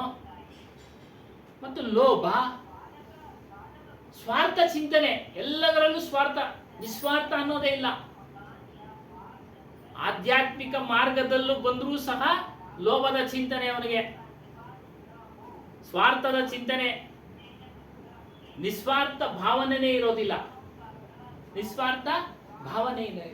ಮೋಹ, ಆಗ್ಲೇ ಹೇಳಿದೆ, ಕತೆ ಮೂಲಕ ತಿಳಿಸ್ತೀನಿ ಅಂತ. ಏನ್ ಕೇಳಿದ್ರಿ ನೀವು? ಭ್ರಮೆ. ತರಂಗನಲ್ಲಿ ಬಂದಿತ್ತು ಇದು ಕತೆ. ಒಬ್ಬ ಪೂಜಾರಿ, ಆ ಊರಿಗೆ ಒಂದು ದೇವಸ್ಥಾನ, ಹಳ್ಳಿ, ಅವನು ಪೂಜಾರಿ, ಅವನು ಕುಟುಂಬನೂ ಜಾಸ್ತಿ. ಹಳ್ಳಿ ಅಂದಮೇಲೆ ಬರತಕ್ಕಂಥವರು ಭಕ್ತಾದಿಗಳು ಕಡಿಮೆ, ಹೇಗೋ ಜೀವನ ನಡೀತಾ ಇರುತ್ತೆ. ಪ್ರತಿನಿತ್ಯ ನೈವೇದ್ಯಕ್ಕೆ ಮನೆಯಿಂದ ತೆಗೆದುಕೊಂಡೋಗಿಟ್ಟು ನೈವೇದ್ಯ ಮಾಡಿ ಪೂಜೆ ಮಾಡಿ ಬಂದಂತ ಭಕ್ತರಿಗೆ ಸ್ವಲ್ಪ ಹಂಚಿ ವಾಪಸ್ ತರ್ತಾರೆ ಆ ನೈವೇದ್ಯನ, ಮತ್ತೆ ತನ್ನ ಮನೆಗೆ ಉಪಯೋಗಿಸ್ಕೊಡ್ತಾ ಇರ್ತಾನೆ. ಒಮ್ಮೆ ಆ ಹಳ್ಳಿಗೆ ಸಂಬಂಧಪಟ್ಟಂತ ರಾಜ್ಯದಲ್ಲಿ ರಾಜನು ಪಂಡಿತರಿಗೆ ಒಂದು ಔತಣ ಕೂಟ, ಹಿಂಗೆ ಅನ್ನದಾನ ಎಲ್ಲ ವ್ಯವಸ್ಥೆ ಮಾಡಿರ್ತಾನೆ. ಇವನಿಗೂ ವಿಚಾರ ಗೊತ್ತಾಗುತ್ತೆ, ಬ್ರಾಹ್ಮಣರಿಗೆ ಅನ್ನದಾನ ವ್ಯವಸ್ಥೆ ಮಾಡಿದ್ದಾನೆ, ದಕ್ಷಿಣೆ ಕೊಡ್ತಾನೆ ಅನ್ನೋ ಒಂದು ವಿಚಾರ ಗೊತ್ತಾಗಿ ಅನ್ನೋ ಒಂದು ವಿಚಾರ ಗೊತ್ತಾಗಿ ಓ ನನಗೂ ಸಹ ಹೋದ್ರೆ ಏನೋ ಸ್ವಲ್ಪ ದಕ್ಷಿಣೆ ಬರುತ್ತೆ, ಮನೆ ಖರ್ಚಿಗಾಗತ್ತೆ ಅಂತ ಯೋಚನೆ ಮಾಡಿ ತನ್ನ ಹೆಂಡತಿಗೆ ಹೇಳ್ತಾನೆ. ಹೆಂಡತಿ ಮುಗ್ಧಳು, ಅಬೋಧ್ ಮುಗ್ಧಳು. ಅವಳಿಗೆ ವಿಚಾರ ಎಲ್ಲ ಗೊತ್ತಿಲ್ಲ, ಏನೋ ಮನೆ ಕೆಲಸ ಮಾಡಬೇಕು, ಮಟ್ಬೇಕು, ಗಂಡ ಹೆಂಡತಿ ಗಂಡ ಮಕ್ಕಳನ್ನ ನೋಡ್ಕೊಳ್ಬೇಕು. ಅವಳು ಒಪ್ಪಿಸ್ತಾನೆ ಪೂಜೆ ವಿಚಾರ. ನೋಡಮ್ಮ, 1-2 ದಿನ ನೀನು ಮನೆಯಲ್ಲಿ ನೈವೇದ್ಯ ಮಾಡಿ ತೆಗೆದುಕೊಂಡು ಹೋಗಿ ನೈವೇದ್ಯ ಮಾಡಿಬಿಟ್ಟು ಪೂಜೆ ಮಾಡು, ನಾನು ರಾಜನ ಅರಮನೆಗೆ ಹೋಗಿ ದಾನ ದಕ್ಷಿಣೆಗಳನ್ನ ತೆಗೆದುಕೊಂಡು ಬರ್ತೀನಿ ಅಂತ. ಆಯ್ತು ಅಂತ ಒಪ್ಕೊಳ್ತಾಳೆ. ಮೊದಲನೇ ದಿನ ನೈವೇದ್ಯಕ್ಕೆ ಮನೆಯಿಂದ ತೆಗೆದುಕೊಂಡು ಮಾಡೋ ಇಟ್ಲು. ಮುಗ್ತಳು, ಏನು ಗೊತ್ತಿಲ್ಲ. ಅವಳು ತಿಳ್ಕೊಂಡಿದ್ದಾಳೆ ಇವನು ತಿಂತಾನೆ ಅಂತ. ಯಾರೋ ದೇವರು, ಗುಡಿಯಲ್ಲಿರೋ ದೇವರು ತಿಂತಾನೆ. ಇಟ್ಬಿಟ್ಟು ಒಂದು ಬೆತ್ತ, ನೀನು ತಿನ್ಲೇಬೇಕು ಇದು, ಅರ್ಥ ಆಯ್ತಾ ಅಂತೇಳಿ ಬೀಗ ಹಾಕೊಂಡ್ ಬಂದ್ಬಿಡ್ತಾಳೆ. ಬೀಗ ಹಾಕೊಂಡ್ ಬಂದ್ಬಿಡ್ತಾಳೆ. ಅವ್ನು ತಿನ್ಬಿಟ್ಟ ಅನ್ಕೊಳ್ಳಿ, ತಿಂತಾನೆ ಅಂತಾನೆ ಕಥೆಯಲ್ಲಿ ಹಾಕಿರೋದು. ನಾವು ಹಂಗೆ ಹೇಳೋಣ, ತಿಂದ ದೇವರು. 2ನೇ ದಿನದು ಅದೇ ಕೆಲಸ ಆಯ್ತು. 2ನೇ ದಿನ ಇವಳು ಯೋಚನೆ ಬಂದ್ಬಿಡ್ತು, ಮನುಷ್ಯರು ತಿಂದಂಗೆ ತಿಂದು ಬೆಳಗ್ಗೆ ಎದ್ದು ಮಲ ವಿಸರ್ಜನೆ ಮಾಡ್ಬೇಕಲ್ಲ, ಇವ್ನು ಮಾಡಲೇ ಇಲ್ವಲ್ಲ ದೇವರು, ಮಲ ವಿಸರ್ಜನೆ ಮಾಡಲೇ ಇಲ್ವಲ್ಲ. 2ನೇ ದಿನ ಹೇಳ್ಬಿಟ್ಲು. ಇಟ್ಬಿಟ್ಟು ಆದ್ಮೇಲೆ ಬೆಳಗ್ಗೆಲ್ಲ ಹೊಟ್ಟೆ ಸ್ವಚ್ಛವಾಗಿರ್ಬೇಕು, ನಾಳೆ ಯಜಮಾನರು ಬರ್ತಾರೆ ಅಂತೇಳಿ ಒಂದು ಅಡಿಕೆ ತಟ್ಟೆನ ಇಟ್ಬಿಟ್ಟು ಮಲ ವಿಸರ್ಜನೆ ಮಾಡಕ್ಕೆ ಬಂದ್ಬಿಟ್ಲು. ಬೆಳಿಗ್ಗೆ ಬಂದ ಪುರೋಹಿತ, ಅವನಿಗೆಲ್ಲ ಹೇಳಿಲ್ಲ, ಅವನಿಗೆ ಅರ್ಥ ಆಗ್ಲಿಲ್ಲ. ಆಯ್ತು, ಗುಡಿಗೆ ಹೋಗ್ಬೇಕಾದ್ರೆ ಇವಳು ಜೊತೆಗೆ ಬರ್ತಾಳೆ. ನಿಮ್ಗೆ ಮಲ ವಿಸರ್ಜನೆ ಇದೆಲ್ಲ ಕ್ಲೀನ್ ಮಾಡಕ್ ಗೊತ್ತಿಲ್ಲ, ನೀವು ಗಂಡಸರು, ನಾನೇ ಬರ್ತೀನಿ. ಮಕ್ಕಳನ್ನೆಲ್ಲ ಸಾಕಿರ್ತಾಳೆ, ರೂಢಿ ಇರ್ತಲ್ಲ, ಬರ್ತಾಳೆ. ಬಂದು ಗುಡಿನ ಓಪನ್ ಮಾಡಿದಾಗ ಅಲ್ಲಿ ಮುತ್ತು ರತ್ನಗಳು ಇರ್ತವಂತೆ. ಮುತ್ತು ರತ್ನಗಳು ಇರ್ತವಂತೆ. ಗಂಡ ಅವನಿಗೆ ಆಮೇಲೆ ಫ್ಲಾಶ್ ಆಯ್ತು, ಇವಳು ನೈವೇದ್ಯನ ಈತನಿಗೆ ಬಡಿಸಿದಾಳೆ, ದೇವರು ಊಟ ಮಾಡಿದ್ದಾನೆ, ಅವನು ಮಲ ವಿಸರ್ಜನೆ ಮಾಡಿದ್ದಾನೆ. ಏನು ಮುತ್ತು ರತ್ನಗಳನ್ನ ನಾನು ನಿಮ್ಮನ್ನು ಪ್ರಶ್ನೆ ಕೇಳ್ತೀನಿ, ಇದು ಸಾಧ್ಯನಾ? ಅಲ್ಲ ಸ್ವಾಮಿ, ಮಲ ವಿಸರ್ಜನೆಯಲ್ಲಿ ಮುತ್ತು ರತ್ನ ಮಾಡಕ್ ಸಾಧ್ಯನಾ ಒಂದು ದೇವರು? ಸಾಧ್ಯ ಇಲ್ಲ. ಇಲ್ಲ, ಅದು ಭ್ರಮೆ. ಅಲ್ಲಿ ಭ್ರಮೆ. ನಾವು ಅಲ್ಲಿ ತಪ್ಪಾಗಿ ಬರ್ದಿದ್ದಾನೆ, ಅದನ್ನ ನಾವು ನಿಜ ಅಂತ ತಿಳ್ಕೊಳ್ತೀವಿ. ಇದು ಭ್ರಮೆ. ಸರಿನಮ್ಮ? ಇದು ಭ್ರಮೆ. ಊಟನೇ ಮಾಡೋದಿಲ್ಲ ಅಂತದ್ರಲ್ಲಿ ಊಟ ಮಾಡಿಸ್ತಾರೆ ಕಥೆನಲ್ಲಿ. ಏನ್ ಸ್ವಾಮಿ, ಕಥೆನಲ್ಲಿ ಊಟ ಮಾಡಿಸ್ತಾರೆ, ಆಯ್ತು ಊಟ ಮಾಡಿಸಿದ್ರು, ಮಲ ವಿಸರ್ಜನೆ ಮಾಡ್ಲಿಕ್ಕಾಗತ್ತಾ ಶೀಲೆ? ಕಥೆನಲ್ಲಿ ನೋಡಿ, ನೋಡಿ ಇದು ಭ್ರಮೆ. ಏನ್ ಸ್ವಾಮಿ ಅಲ್ವಾ? ತಪ್ಪು ಮಾಹಿತಿಗಳನ್ನ ತಿಳಿಯುವಂಗೆ ಮಾಡ್ತಾರಲ್ಲ, ಇದು ಭ್ರಮೆ. ಲಾಂಗ್ ಇನ್ಫಾರ್ಮೇಶನ್ಸ್ ಇವೆಲ್ಲ. ಹಾಗಾದ್ರೆ ಎಷ್ಟೋ ಜನ ಪುರೋಹಿತರು ಎಷ್ಟು ಭಕ್ತಿಯಿಂದ ಮಾಡ್ತಾರೆ ಸ್ವಾಮಿ, ಅಲ್ವರಾ? ಭ್ರಮೆನ ನಂಬಿಕೆ ಇಟ್ಕೊಂಡು ಮಾಡ್ತಾ ಇದೆ. ಅದೇ ಅಲ್ಲಿ ಭ್ರಮೆ. ಸರಿಯಾಗಿ ವಿಚಾರ ಮಾಡಿ, ಇದೆಲ್ಲ ಸಾಧ್ಯ ಅಲ್ಲ. ಅದಕ್ಕೆ ಸರಿಯಾಗಿ ವಿಚಾರ, ಈ ಕಥೆಗಳು ಬರ್ತವೆ, ಈ ಕಥೆಗಳು ಹೇಳ್ತಾರೆ. ಅವಾಗ ಏನಾಗುತ್ತೆ, ಮನುಷ್ಯನಿಗೆ ಆಟೋಮೆಟಿಕ್ ಆಗಿ ಆಸೆ ಉತ್ಪತ್ತಿ ಆಗುತ್ತೆ. ಓ, ಅವ್ರಿಗೆ ಹಂಗ್ ಮಾಡ್ದ, ನಮ್ಗೆ ಇನ್ಯಾವುದೋ ರೀತಿನಲ್ಲಿ ನಮಗೆ ಧನಕನಕ ವಸ್ತು ವಾಹನಾದಿಗಳನ್ನ ಕೊಡಬಹುದು ಅನ್ನೋ ಒಂದು ನಂಬಿಕೆಯಿಂದ ಪೂಜೆ ಪುನಸ್ಕಾರಗಳನ್ನ ಮಾಡ್ತಾನೆ. ಒಂದೊಂದು ದಿವಸ ಸಾಯಿಬಾಬಾ ಹಾಲು ಕುಡ್ದ ಅಂತಾರೆ,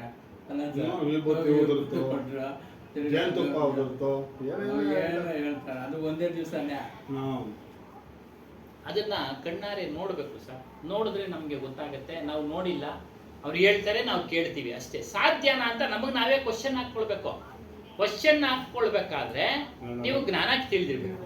ವಿಜ್ಞಾನ ಏನು ಹೇಳ್ತೀವಿ, ಒಂದ್ ಕಡೆ ಎಲ್ಲ ಸತ್ಯ ಆದ್ರೆ ಎಲ್ಲಾ ಕಡೆನೂ ಆಗ್ಬೇಕು ಅದು. ಅದೇ ಅದನ್ನೇ ಅವ್ರು ಅಲ್ಲಾಗ್ಲಿಲ್ಲ ನಿಲ್ಲಾಗ್ಲಿಲ್ಲ ಅಂದ್ರೆ ಸುಳ್ಳು ಅಂತಾನೆ ಅರ್ಥ. ಏನೋ ಮ್ಯಾಜಿಕ್ ಐತೆ, ಏನೋ ಸೈನ್ಸ್ ಐತೆ, ಏನೋ ಒಂದು ಪವಾಡ ಐತೆ ಅಂತಾನೆ ತಿಳ್ಕೊಬೇಕು. ನಮಗೆ ಆ ಜ್ಞಾನ ಉಂಟಾಗದೆ ಯಾವಂದ್ರೆ ಈ ಜ್ಞಾನ ತಿಳಿಯೋದ್ರಿಂದ ಅವಾಗ ನಮಗೆ ಉಂಟಾಗುತ್ತೆ ಅದು ಏನೋ ಆಗುತ್ತಾ, ಇದು ಸಾಧ್ಯನಾ, ಇದು ಇವ್ರು ಹೇಳ್ದಂಗೆ ನಾವು ಸಾಯಿರಪ್ಪ ಪೂಟ ಪೂಜೆ ಮಾಡಿದ್ರೆ ಆಗುತ್ತಾ, ಈ ರೀತಿ ನಮಗ್ ನಾವೇ ಕ್ವಶನ್ ಮಾಡ್ಕೊಬೇಕು.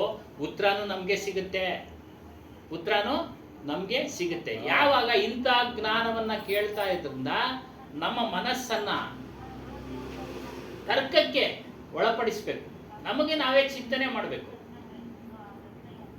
ಈ ಜ್ಞಾನವನ್ನ ಚಿಂತನೆ ಮಾಡ್ತಾ ಇದ್ರೆ ಬಂದ್ಬಿಡುತ್ತೆ ಇದೆಲ್ಲ ಆಟೋಮೆಟಿಕ್. ಸೈನ್ಸ್ ಹೇಳೋದಣ್ಣ, ಆವಿಗೆ ಕಿವಿ ಇಲ್ಲ ಅಂತ ಹೇಳ್ತಾರೆ, ಪುಂಗಿ ಊದ್ ಹಿಂಗೆ ಆಡ್ತದೆ ಅಂತಾರೆ, ಅದು ನಿಜ ಅಂತ ನಂಬ್ಕೊಬೇಕು. ಏನು ಅನ್ಬೇಕು, ಆವಿಗೆ ಕಿವಿ ಇಲ್ಲ. ನೀವು ಹೇಳ್ದಂಗೆ ಒಂದ್ ಕಡೆ ಆಗಿರೋ ಹಾ, ಎಲ್ಲ ಕಡೆ ಆಗ್ಲೇ ಸತ್ಯ, ಅದು ಸತ್ಯ ಅಂತ ಒಪ್ಕೊಂಬೋದು ನಾವು. ಆಗ್ಲಿಲ್ಲ ಅಂದ್ರೆ ಏನೋ ಪವಾಡ ಐತೆ, ಏನೋ ವಿಜ್ಞಾನ ಇದೆ, ಏನೋ ಮೋಸ ಐತೆ ಅಂತ ಏನೋ ತಿಳ್ಕೊಂಡವನೆ ಅಂತಾನೆ ಅರ್ಥ ಆಗತ್ತೆ. ಹಾಗೆ ಸ್ವಾಮಿ ಇದರಲ್ಲಿ ಮೋಹ ಇಳಿಸ್ಬಿಡ್ತಾರೆ. ಈ ತರ ಭ್ರಮೆ ಇರೋದೊಂದು ತಿಳಿಯೋದೊಂದು ಸಾಧ್ಯನಾ ಅಂತ. ಅದೇ ರೀತಿಯಾಗಿ ಹೇಳಿದ್ರು ನಮ್ಮಲ್ಲಿ ಬಯಕೆಗಳಿದ್ದಾವೆ, ಇವೆಲ್ಲ ಬಂಧನಕ್ಕೆ ಕಾರಣ. ಇವು ಮನಸ್ಸಿನಲ್ಲಿ ತೊಡಗಿಸ್ಕೊಂಡ್ರೆ ಅವ್ರು ಹೇಳಿದಕ್ಕೆ ವೈರಾಗ್ಯಕ್ಕೆ ಅಡಚಣೆ. ಇವೆಲ್ಲ ಮೋಹ ಅಡಚಣೆ ಮಾಡುತ್ತೆ, ಕ್ರೋಧ ಅಡಚಣೆ ಮಾಡುತ್ತೆ, ಕಲ್ಪನೆಗಳು ಅಡಚಣೆ ಮಾಡುತ್ತೆ, ರಾಗದ್ವೇಷಾದಿಗಳು ಅಡಚಣೆ ಮಾಡ್ತವೆ, ಅತಿಯಾದ ಪ್ರೇಮ ಅಡಚಣೆ ಮಾಡುತ್ತೆ, ನಮ್ಮನ್ನ ಬಂಧನಕ್ಕೆ ಸಿಲುಕಿಸುತ್ತೆ, ದ್ವೇಷನೂ ಸಹ ಅಡಚಣೆ ಮಾಡುತ್ತೆ. ಹಾಗಾಗಿನೇ ಎಲ್ಲ ಮಹಾತ್ಮರು ಇವೆಲ್ಲ ಬಿಡು ಅಂತ ಹೇಳ್ತಾರೆ. ಅದು ಅದೇ ಹೇಳ್ತಾ ಇದ್ದಾರೆ. ಅಂತಃಕರಣ ಚತುಷ್ಟಯ, ಮನಸ್ಸು ಬುದ್ಧಿ ಚಿತ್ತ ಅಹಂಕಾರ. ಹೇಳಿ. ಸೈನ್ಸ್ ಓದಿರೋರು ಇವಾಗ ಎಚ್ ಎನ್ ನರಸಿಂಹಯ್ಯ ಅಂತ ಹೇಳ್ಬಿಟ್ಟು ನಿಮಗೂ ಗೊತ್ತು, ಗೊತ್ತು ನ್ಯಾಷನಲ್. ನಾವು ಅಲ್ಲೇ ಇದ್ದವ್ರು ನೋಡಿದ್ದೀನಿ. ಹೇಳಿ ಸೊಮ್ಮೆ, ಬೆಂಗಳೂರು ಸಿಟಿನಲ್ಲಿ ಇಂಥವೆಲ್ಲ ಒಪ್ಪಲ್ಲ ಅವರು. ಹೌದು, ಒಪ್ಪೋದಿಲ್ಲ. ಅವನಿಗೆ ಹುಚ್ಚ ಅಂತ ನಾವು ಪಟ್ಟ ಕಟ್ಟಿದ್ವಿ. ಅವನು ಸರಿ ಇಲ್ಲ, ಅವರ ಅಪೋಟಾಗಿ ಹುಚ್ಚ ವೈರ್ಯ ಅಂದ್ರು. ಜನ ಹೆಂಗವ್ರೆ ಅಂದ್ರೆ ನಮ್ಮಲ್ಲೇನು ಅಲ್ಲ, ಹುಚ್ಚುತನ ಹೋಗಿ ಅತಿರೇಕ ಆಗ್ಬಿಟ್ಟಾಗ ಇವೆಲ್ಲ ಒಂದು ಗೊಂದಲಗಳು ಉಂಟಾಗ್ತವೆ. ಮನುಷ್ಯ ಹೆಂಗವ್ರೆ ಅಂದ್ರೆ ಫಿಲಂ ಸ್ಟಾರ್ಗೆ ಲಕ್ಷಾಂತರ ಲೀಟರ್ ಹಾಲು ಹಾಕ್ತಾರೆ ಅಂತ ಬುದ್ಧಿ ಇಲ್ದವ್ರು ಇರುವಾಗ ಇನ್ನೇನ್ ಸುಧಾರಣೆ ಮಾಡಕತ್ತದ ನಾವು. ಅತಿರೇಕ ಆದಾಗ ತೊಂದರೆಗಳು ಆಗ್ತವೆ. ಇಲ್ಲಿ ಒಂದು ವಾರದಿಂದ ಅಷ್ಟು ಈ ಆರ್ಯವರ್ಧನ್ ಅಂತ ಯಾರೋ ನಂಬರ್ ಗೇಮ್ ಅವನದೊಂದು ನಡೀತಾ ಇದೆ. ಇಂಥವ್ರನ್ನ ನಂಬ್ಕೊಂಡು ಜನ ಲಕ್ಷಾಂತರ ಜನ ಇರುವಾಗ ನಾವೆಲ್ಲಿ ಸುಧಾರಣೆ ಮಾಡಕತ್ತ? ಅಪ್ಪ ಅಮ್ಮಂಗೆ ಇಟ್ಟಾಕಲ್ಲ ಅಲ್ವಾ? ಅವ್ನು ನೀರೋ ಫೋಟೋಗೆ ಹಾಲು ಹಾಕೋದು, ಅಭಿಷೇಕ ಮಾಡೋದು, ಆ ತೆಂಗಿನಕಾಯಿ ಹೊಡೆಯೋದು, ಹೂನಾರ ಹಾಕೋದು, ಅವನೇನು ಇಟ್ಟಾಕ್ತಾನೆ, ಸೊಪ್ಪು ಹಾಕ್ತಾನೆ. ಏನು ಅಭಿಮಾನ ಇರಬೇಕಷ್ಟೇ, ಎಷ್ಟೋ ನೋಡ್ಬೇಕಷ್ಟೇ ಪಿಕ್ಚರು. ಈ ಅತಿರೇಕಕ್ಕೆ ಹೋದಾಗ ಏನಾಗ್ತದೆ, ಸಮಾಜ ಉದ್ಧಾರ ಆಗಲ್ಲ. ಆ ತಿಳುವಳಿಕೆ ಎಲ್ರಿಗೂ ಬರಬೇಕು. ಅದು ಬರಲ್ಲ, ಅದು ಮುಗಿಯ. ಸರ್, ನಾನು ಒಂದು ಮಾತು ಹೇಳಿದೆ ನಿಮಗೆ ಇಲ್ಲಿಗೆ 2 ವಾರದ ಹಿಂದೆ. ಜ್ಞಾನಿ ಪ್ರಮೇಯ ವಿರುದ್ಧ ಹೋರಾಡೋದಿಲ್ಲ ಅಂತ. ಅಂಥವ್ರಿಗೆಲ್ಲ ತಿಳುವಳಿಕೆ ಹೇಳಕ್ ಹೋಗೋದಲ್ಲ. ಯಾರು ಕೇಳ್ತಕ್ತಾರೋ ಅವರು, ಅಭಿಲಾಷ್ ಸಾಹೇಬ್ರು ಅಷ್ಟೇ, ಯಾರು ಕೇಳ್ತಾರೋ ಅವ್ರಿಗೆ ನೀವು ವಿಚಾರ ತಿಳಿಸಿ. ಇವಾಗ ಬಂದಿದ್ದೀರಾ, ವಿಚಾರ, ಆತ್ಮ ವಿಚಾರ. ನಾನು ಪ್ರಶ್ನೆ ಮಾಡೋದೇನು ಗೊತ್ತ? ಅಲ್ಲ, ಗೊತ್ತಾಯ್ತು, ಹೇಳಿ. ನಾನು ಇಲ್ಲೇನೋ ಸತ್ಯ ಐತೆ ಅಂತ ಅನ್ಕೊಂಡಿರ್ತೇನೆ. ಅಂತ ಸೇರ್ಕೊಂಡು ನನ್ನನ್ನು ಬೇಡ ಅಲ್ಲಿ ಅವರು ಏನ್ ಹೇಳೋದಂದ್ರೆ ಸಮಯ ಸಂದರ್ಭ ಬಂದ ಫ್ರೆಂಡ್ಸ್ಗಳು ಕ್ವಶನ್ ಹಾಕ್ತಾರೆ. ಅವ ನಮ್ಗೆ ಹೇಳೋ ಅಷ್ಟು ಶಕ್ತಿ ನಾನು ಒಂಚೂರು ಬರ್ಲಿ ಅಲ್ಲ ಸರ್, ಇದನ್ನ ಮರೆ ಮಾಸ್ಬಿಟ್ಟು ನೀನು ಸೇರ್ಕೋ, ನಮ್ಗೆ ಬೇಡ ಅಲ್ಲ. ಅವಾಗ ನೀವು ತಿಳ್ಕೊಂಡಿದ್ರೆ ಹೇಳ್ಬೋದಲ್ಲ ಗಟ್ಟಿಯಾಗಿ, ಇದು ನಿಜ ಅನ್ನೋದು. ಇವಾಗ ಇಲ್ಲಿ ಹೇಳಿದ್ರಲ್ಲ, ಒಂದ್ ಫೋಟೋದಾಗ ಆಯ್ತು ಅಂದ್ರೆ ಎಲ್ಲಾ ಫೋಟೋದಾಗ ಆದ್ರೆ ಅದು ಸೈನ್ಸ್. ಇನ್ನು ನಿನ್ ಭಕ್ತಿ ಇಲ್ವಾ, ಮಾಡಿ ನಿಮ್ಮನೆ ಇಕ್ಕಿ ಮಾಡೋ, ನಾನು ಒಪ್ಕೊಂತೀನಿ ಅಂತ ಅವ್ನಿಗೆ ಹೇಳ್ಬೇಕು. ಇದು ಸ್ವರೂಪನೇನೆ ಇದು ನಮ್ಮನ್ನ ಬೇಡ ಹೋಗ್ಬೇಡ ಅಂತಾರೆ. ಈ ಭ್ರಮೆ ಒಳಗೆ ಬಿದ್ದಿರೋ ಅಲ್ಲಿಗೆ ಹೋಗ್ತೀಯ ಅನ್ನೋ ಲೆಕ್ಕಕ್ಕೆ ನಾನು ಹೇಳೋದು. ಅದೇ ಅವರು ಭ್ರಮೆ ಒಳಗವ್ರೆ, ಭ್ರಮೆ ಒಳಗೆ ಅಂಥವ್ರು ಸಂಘನೇ ಬಿಟ್ಬಿಡಿ ಅಂತಾರೆ. ಸತ್ಸಂಗತ್ವ ನಿಸ್ಸಂಗತ್ವ ಅಂಥವ್ರು ಸಂಘನೇ ಬಿಟ್ಬಿಡಿ ಸ್ವಾಮಿ ನೀವು. ಅರ್ಥ ಆಯ್ತಾ? ಆದ್ರೆ ವ್ಯವಹಾರಕ್ಕೆ ಎಷ್ಟು ಬೇಕೋ ಇಷ್ಟು ಇಟ್ಕೊಳ್ಳಿ, ಯಾಕಂದ್ರೆ ಬಿಡ್ಲಿಕ್ಕೆ ಆಗೋದಿಲ್ಲ. ಸಂಘನ ಬಿಡ್ಲಿಕ್ಕೆ ಆಗೋದಿಲ್ಲ. ಅದ್ರ ಬಗ್ಗೆ ಚರ್ಚೆನೆ ಮಾಡಕ್ ಹೋಗ್ಬೇಡಿ. ಅವ್ರ ಬಗ್ಗೆ, ಅದ್ರ ಬಗ್ಗೆ ಕೆಲವರು ಪಾಪ ಅವ್ರಿಗೆ ಇದ್ರೂ ಇವ್ರ ಭ್ರಮೆಯಲ್ಲಿ ತಿಳಿಸ್ಬಿಟ್ಟು ಇಲ್ಲಿ ಬರ್ದಂಗೆ ಮಾಡ್ತಾರೆ. ಹೌದು, ಸಮಾಜದಲ್ಲಿ ಇದೆ. ಅಲ್ಲಿ ಲಾಭ ಆಯ್ತಲ್ಲಣ್ಣ, ಅವ್ರು ಅಲ್ಲಿ ಹೋದ್ರೆ ಅದಕ್ಕೆ ಅವ್ರು ಕರೆಯೋದು ಇಲ್ಲ, ನಮ್ಗೇನ್ ಲಾಭ ಇಲ್ಲ, ಏನಿಲ್ಲ. ಇನ್ನೊಂದು ಇಂಥ ಸತ್ಯವಾದ ವಿಚಾರ ಪುಣ್ಯ ಕರ್ಮ ಮಾಡಿರ್ಬೇಕು. ಒಟ್ಟಾರೆ ತಿಳ್ಕೊಳ್ಳಿ, ಇಂಥ ಸತ್ಯವಾದ ವಿಚಾರ ಕೇಳೋದಕ್ಕೆ ಪುಣ್ಯ ಮಾಡಿರ್ಬೇಕು ಅವರು. ಅಂತಿಂತ ಪುಣ್ಯ ಅಲ್ಲ ಸ್ವಾಮಿ. 100 ಮನುಷ್ಯ ಜನ್ಮದಲ್ಲಿ ನಿಷ್ಕಾಮದಿಂದ ಭಕ್ತಿ ಮಾಡಿರ್ಬೇಕು. ಏನೋ ರಾಮನೋ ಕೃಷ್ಣನೋ ಅವರು ಇಷ್ಟಾನು ದೇವರ ಭಜನೆ ಪೂಜೆ ಮಾಡಿರ್ಬೇಕು. ಅಲ್ಲಿ ತಗೊಳ್ಳೋರಿಲ್ಲ. ನೀವು ಮಾಡಿದಂತ ಪೂಜಾ ಫಲ ನಿಮ್ಗೆ ಬರುತ್ತೆ. ಆ ಫಲ ಇದ್ರೆ ಮಾತ್ರನೇ. ನಿಷ್ಕಾಮದಿಂದ ಯಾವುದೇ ಕಾಮನೆಗಳಿಲ್ಲದೆ ಪೂಜೆ ಮಾಡಿದ್ರೆ ಆ ಫಲದಿಂದಾಗಿ ನೀವು ಜ್ಞಾನವನ್ನು ಪಡೆಯೋದಕ್ಕೆ ನಿಮ್ಗೆ ಅವಕಾಶ ಸಿಗುತ್ತೆ. ಇಲ್ಲಿಗೆ ಬಿಡುತ್ತೆ ಜ್ಞಾನಕ್ಕೆ. ಅರ್ಥ ಆಯ್ತಾ?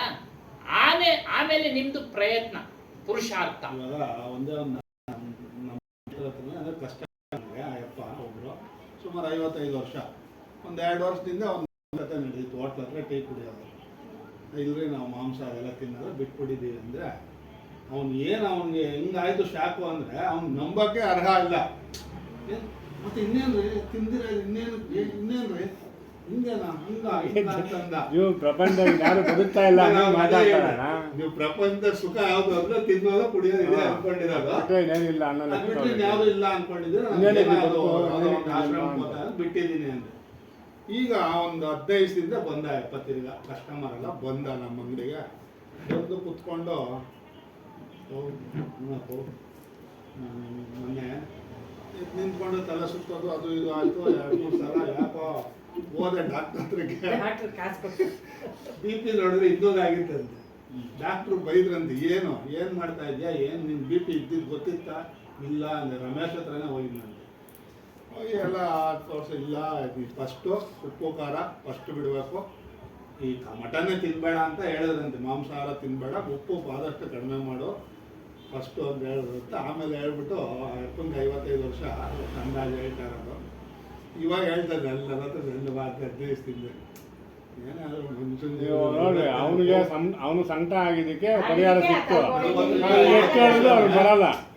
40ರಿಂದ 50 ವರ್ಷನೇ. ಆಮೇಲೆಲ್ಲ ಆಗಲ್ಲಪ್ಪ ನೀವು ಹೇಳ್ದಂಗೆ ಸರಿ ಅನ್ನಿಸ್ತದೆ ಅಂತ ಅವಾಗ ಅಂತಾನೆ. ಏನಂದ್ರೆ ಜೀವನ ಒಳಗೆ ಒಂದೊಂದು ಏಟ್ ಬಿದ್ದಾಗೆ ಒಬ್ಬೊಬ್ರಿಗೆ ಜ್ಞಾನೋದಯ ಆಗೋದು.